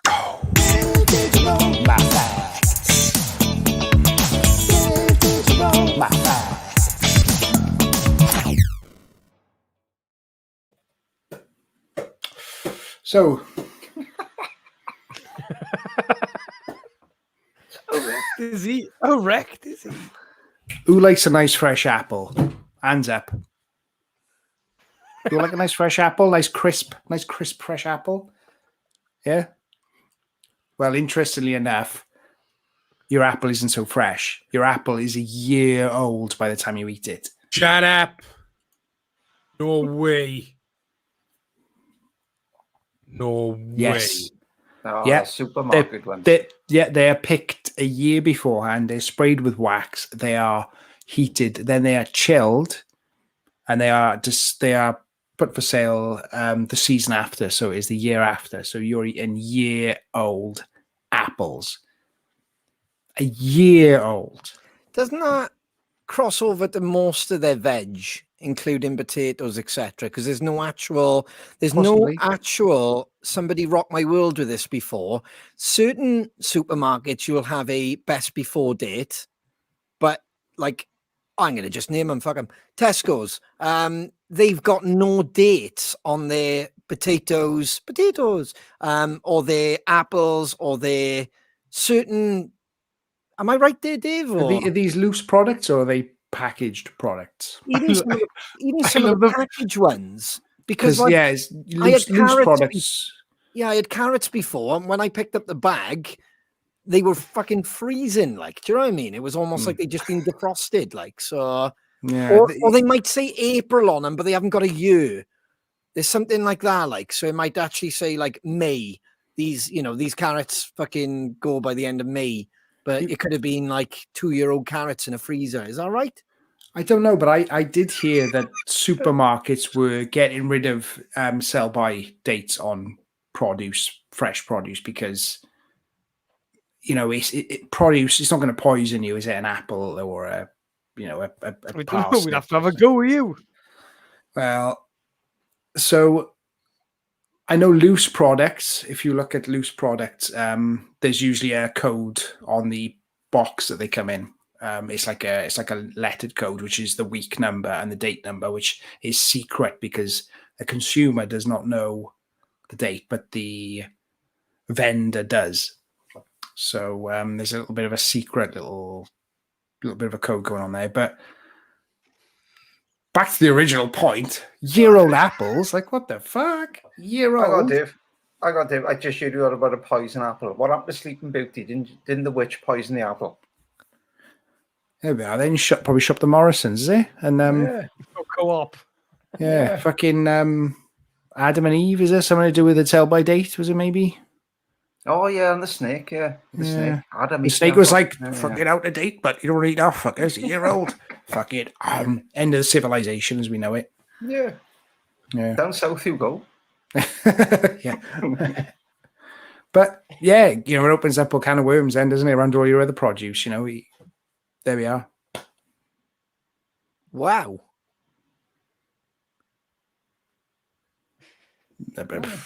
What do you mean, wow? What do you say, wow? Who thought that they did? That? Yeah, I read that then. Well, you believe the carrots made you see in the dark? Fuck off. No, I didn't. He's like, no. He'd be on the fucking Duracell advert next, though. Yeah, this is live. Oh, fucking hell. That one's going to come back and haunt me, innit? Wow. Everybody giving you carrots at gigs now. And the new carrots, like, I might be dark backstage, Ronnie is a fucking carrot boy. I've had fucking carrots for years. That's genuinely. I feel really bad now. What's that? Potatoes were the first vegetable to be grown in space. Oh, yeah. Yeah. See? So yeah, that's true. make some chips up on Mars. Ooh. I don't know how to react to that. Is that Pretty true? lovely. Yeah. It's not bollocks, is it? Well, they're making vodka, weren't they? The Russians making vodka, weren't they? No, There we are. Emma Ashcroft. There's vitamin A in carrots. Okay, that'll make you see, in all fairness. Mind blown. See, there's other people. No way. I reckon she read the carrot one as well. Hang on. Get that carrot one back up. That's Have I missed some in here? Carrots don't really... Yeah, no, it doesn't. All right, there's... I never would have thought that in the first place. I know that was like a bit of a There's a myth. few. Kiwi fruit contain more vitamin C than fucking hell. No way. Interesting facts about kiwi fruit. I eat them like an apple. I don't take the skin off. I just eat them like an apple. Oh, you like them furry, do you, Dave? I do. Yeah, I like to chow down on the furry spikiness. These facts are blowing my mind, Dave. Yeah. These are Welcome to brilliant. Dave's fruit hour. Dave, how's the allotment? The fruitcake hour. I'm gonna have to fucking squeeze some kiwi now, ain't I? That's what she said. Yeah. That's- But I am. That's yes. There we are. B said kiwi. Yes, definitely. Kieran Hang on. Evans, lights help me see Here we it go. in the dark in my house. To be fair, with the carrot, depends what you do with it. If you see in the dark, and if you do certain things, you might go, "Oh fucking hell!" Your eyes are like, "Ah, I can fucking see in the dark." That's brilliant. Do you want to read that one Depends, out? What carrots helping you see in the dark was a story made up in World War II to cover up UK having radar. Oh. Now that's a did you know, Dave? Well, we could go on to the old Fanta Coca-Cola story there, couldn't we? But we'll save I that for think- another week. If you actually like rewind this episode, if you can be asked, you'll actually see that just blew my fucking mind because I paused, I was reading it, and I was like, wow. Do you know what I mean? So it was, there was a bit of like smoke coming out my ears then because I was a bit like, fucking hell, what I genuinely thought, all right, I thought you'd have to eat an excessive amount of fucking carrots to see in the dark. Right? I'm thinking myself in deep. Oh my God. I'm not talking about a bag, like, do you know what I mean? But you've got to keep your annual build up. If you eat a lot of carrots throughout the week, you have better vision in the dark. So did you think like rabbits have got like the best eyesight going? Did you? Yeah, because they come out in the fucking They come out in the dark. Yeah, but you don't think wild rabbits are eating carrots, do they? They're all fucking like it's not like that film, is it? Like what's it fucking I used to feed my Benjamin rabbit carrots. Yeah, but the wild rabbits don't eat carrots, do they? What fucking carrots are in? Like, they live in bramble bushes down by the river. There's loads of trash. They're eating carrots, do they? You're going a bit fucking watership down on me now, but you're going fucking watership down. Sorry to spoil it. Sorry to spoil it for you, but most rabbits live in poverty, especially the ones I see. Well, fucking They're hell. not living off carrots and broccoli, I tell you. 60 episodes, and this is the one that's fucking proper blown my mind. This is what it was all for, boys. I'm fucking retiring after tonight. Carrots don't make you see better in the dark. But Alan makes a brilliant statement to you. Have you ever seen a rabbit wearing glasses? Yeah. Good. True point. Oh, look at this. This is Oh, unbelievable. really? Where's all this come from? A rabbit's blind spot, straight down the middle, right eye vision, left eye vision. Not a carrot in sight. Yeah. Why is that? Because he's not getting fed enough. Not getting fed enough carrots, is it? Obviously. World's evolved. Yeah, That's what I mean. Maybe there was more carrots around back then in World War II. maybe. Might have been. Whilst the country's on rations, yeah. Well, they were growing wild, weren't they? That's how I look at it. They were fucking everywhere in fields. Fucking allotments everywhere, isn't it? Now with supermarkets. What's Now, that the film with thing James about the green Corden? meat James next to it- Corden's the voice, isn't he? With the rabbits. What film's that? Peter Rabbits, eh? Peter Rabbit, yeah. Yeah. But he's like running around the allotment nicking veg and stuff like that. He's also wearing a denim coat. Yeah, he's nicked it off China. Well, he went shopping. He got great eyesight. Tried Been to down keep H&M, like. I Couldn't love see the one on the front row because it was too close. I love this one before we moved on. This one actually blew my mind years ago because I was growing carrots and I bought the wrong seeds and they were fucking purple. And I thought there was something wrong with the carrots until I fact checked and carrots used to be purple. Carrots were all these actually carrot purple. facts are blowing Ronnie's mind. Well, yeah, because I've had fucking loads for better vision and now it's all being for fuck all. Fucking Peter Bugs Rabbit. Bunny, Beerman. Yeah, that fucking is false advertising. I bet he was- Ronnie's walking around in the dark, bumping into stuff, going, yeah, I've eaten loads of carrots, it's fine. tripping over Yeah, the shit. truth is, my fucking eyesight's fucking terrible in the dark. Do you know what I mean? Without you eating enough carrots in. Yeah. Well, fuck Carrot, no, innit? please. Well, that's coming off a rider. I can fucking tell you that. Get a bag of carrots, like Yeah. kilogram of carrots. Fucking hell. Let's get the tomato one up. What was going on with that tomato? Tomatoes are the most popular fruit in the world. Yes, I believe that. Don't they have a tomato throwing festival in Italy or Spain? No, France, is it? Is It's it? like Yeah, they week- do. a They like literally weekend. pelt. Yeah, it's Yeah. like literally it kicks off. I think it's in Spain, isn't it? It kicks off and everyone's just chucking tomatoes everywhere, and it's just like a mess. And They do Anna Bridgend as well, but they keep the tomatoes in a tin. Oh, Sounds outside the fucking food bank, ain't it? Oh, Jesus Christ. Oh, wow. well, That's there we are. what I see? mind. Well, yeah, Yeah. it's amazing what veg can do to you, isn't it? Oh, look at that. Oh, they Yeah, laugh. that's the one. That's the that's one. the one. Yeah, but that's Fucking quite tin. This is vicious. spicy meatball. That's quite vicious because they're up on balconies throwing massive it. fucking massive tomatoes at people, and they like proper Yeah. fucking beefy tomatoes, not none of Breaking these people's supermarket necks, like. fucking mutated ones. They're like fucking massive, like proper fresh. Bang. Isn't there an Have a episode go of at. Simpsons where he throws a big tomato at someone? Ooh. It's the skin his arse, isn't it? Space opera, but No, it's a Red big space tomato, opera.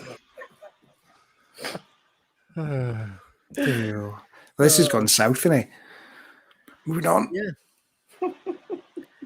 Well, we'll move it on. We'll move it on. I'm not happy about it, but we'll move it on. You've crushed my fucking. That's it.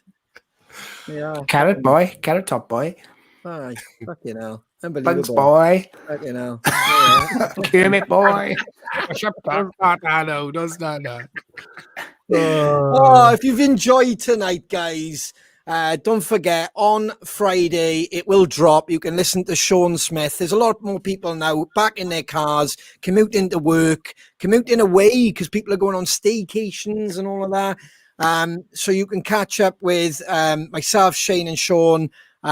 Amazing stories, brilliant, absolutely incredible journey throughout his career, and met some phenomenal people. Also, don't forget to subscribe to us on YouTube. If you just watch on Facebook, we are trying to get more people to look on the YouTube channel. There's a lot more people looking on Twitch, which is fantastic. Go and like us on Facebook. Don't forget about the fan page as well, guys. A lot of interaction over there, an amazing community as well. And the same with Crow Fitness as well. There's a lot of people out and about sharing their stories. It's just magical. There's a lot of people doing the couch to 5K. And there's a lot of support, and I love that. Everybody just kind of motivating each other, which is magical. We've got a string of dates in November, top to bottom in 4 days. As you can see, we start in Bridgend, we head over to Derby, and then we make our way up to Inverness, play Monster Fest, back down to Sheffield, and then end at Planet Rockstock. Tickets are running low for all of them. And also, I haven't got a graphic, but I have been told that there are not many tickets for the push play gig. I'll try and get a graphic next week if there's any left. There he is, boy. There's Homer Simpson. There he is. Good timing there, Rico. Only about fucking 10 minutes late, but.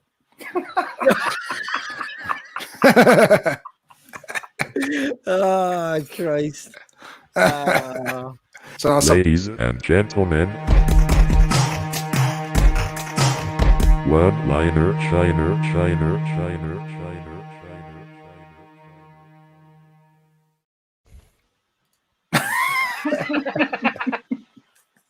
What time of the week you get in, boys? Right, David, you behave yourself now for 30 seconds, right? okay. Mute. Right. Mute. So, 3 things you cannot recover from in life are just in that photo. Do we get the first bit? Yeah? Yep. All right. The moment after it's passed, the word after it's said, and the time wasted after it's passed. So that old bollocks we just spent for fucking 10 minutes talking about fucking vegetables, that's exactly what that was. Yeah. Yeah. The world would be much more efficient if I didn't exist. Yeah, it's true. Yeah. Well, there we have it. Thank you so much for joining us, everybody. Until next week, Crow family, stay safe and look after each other. I'm not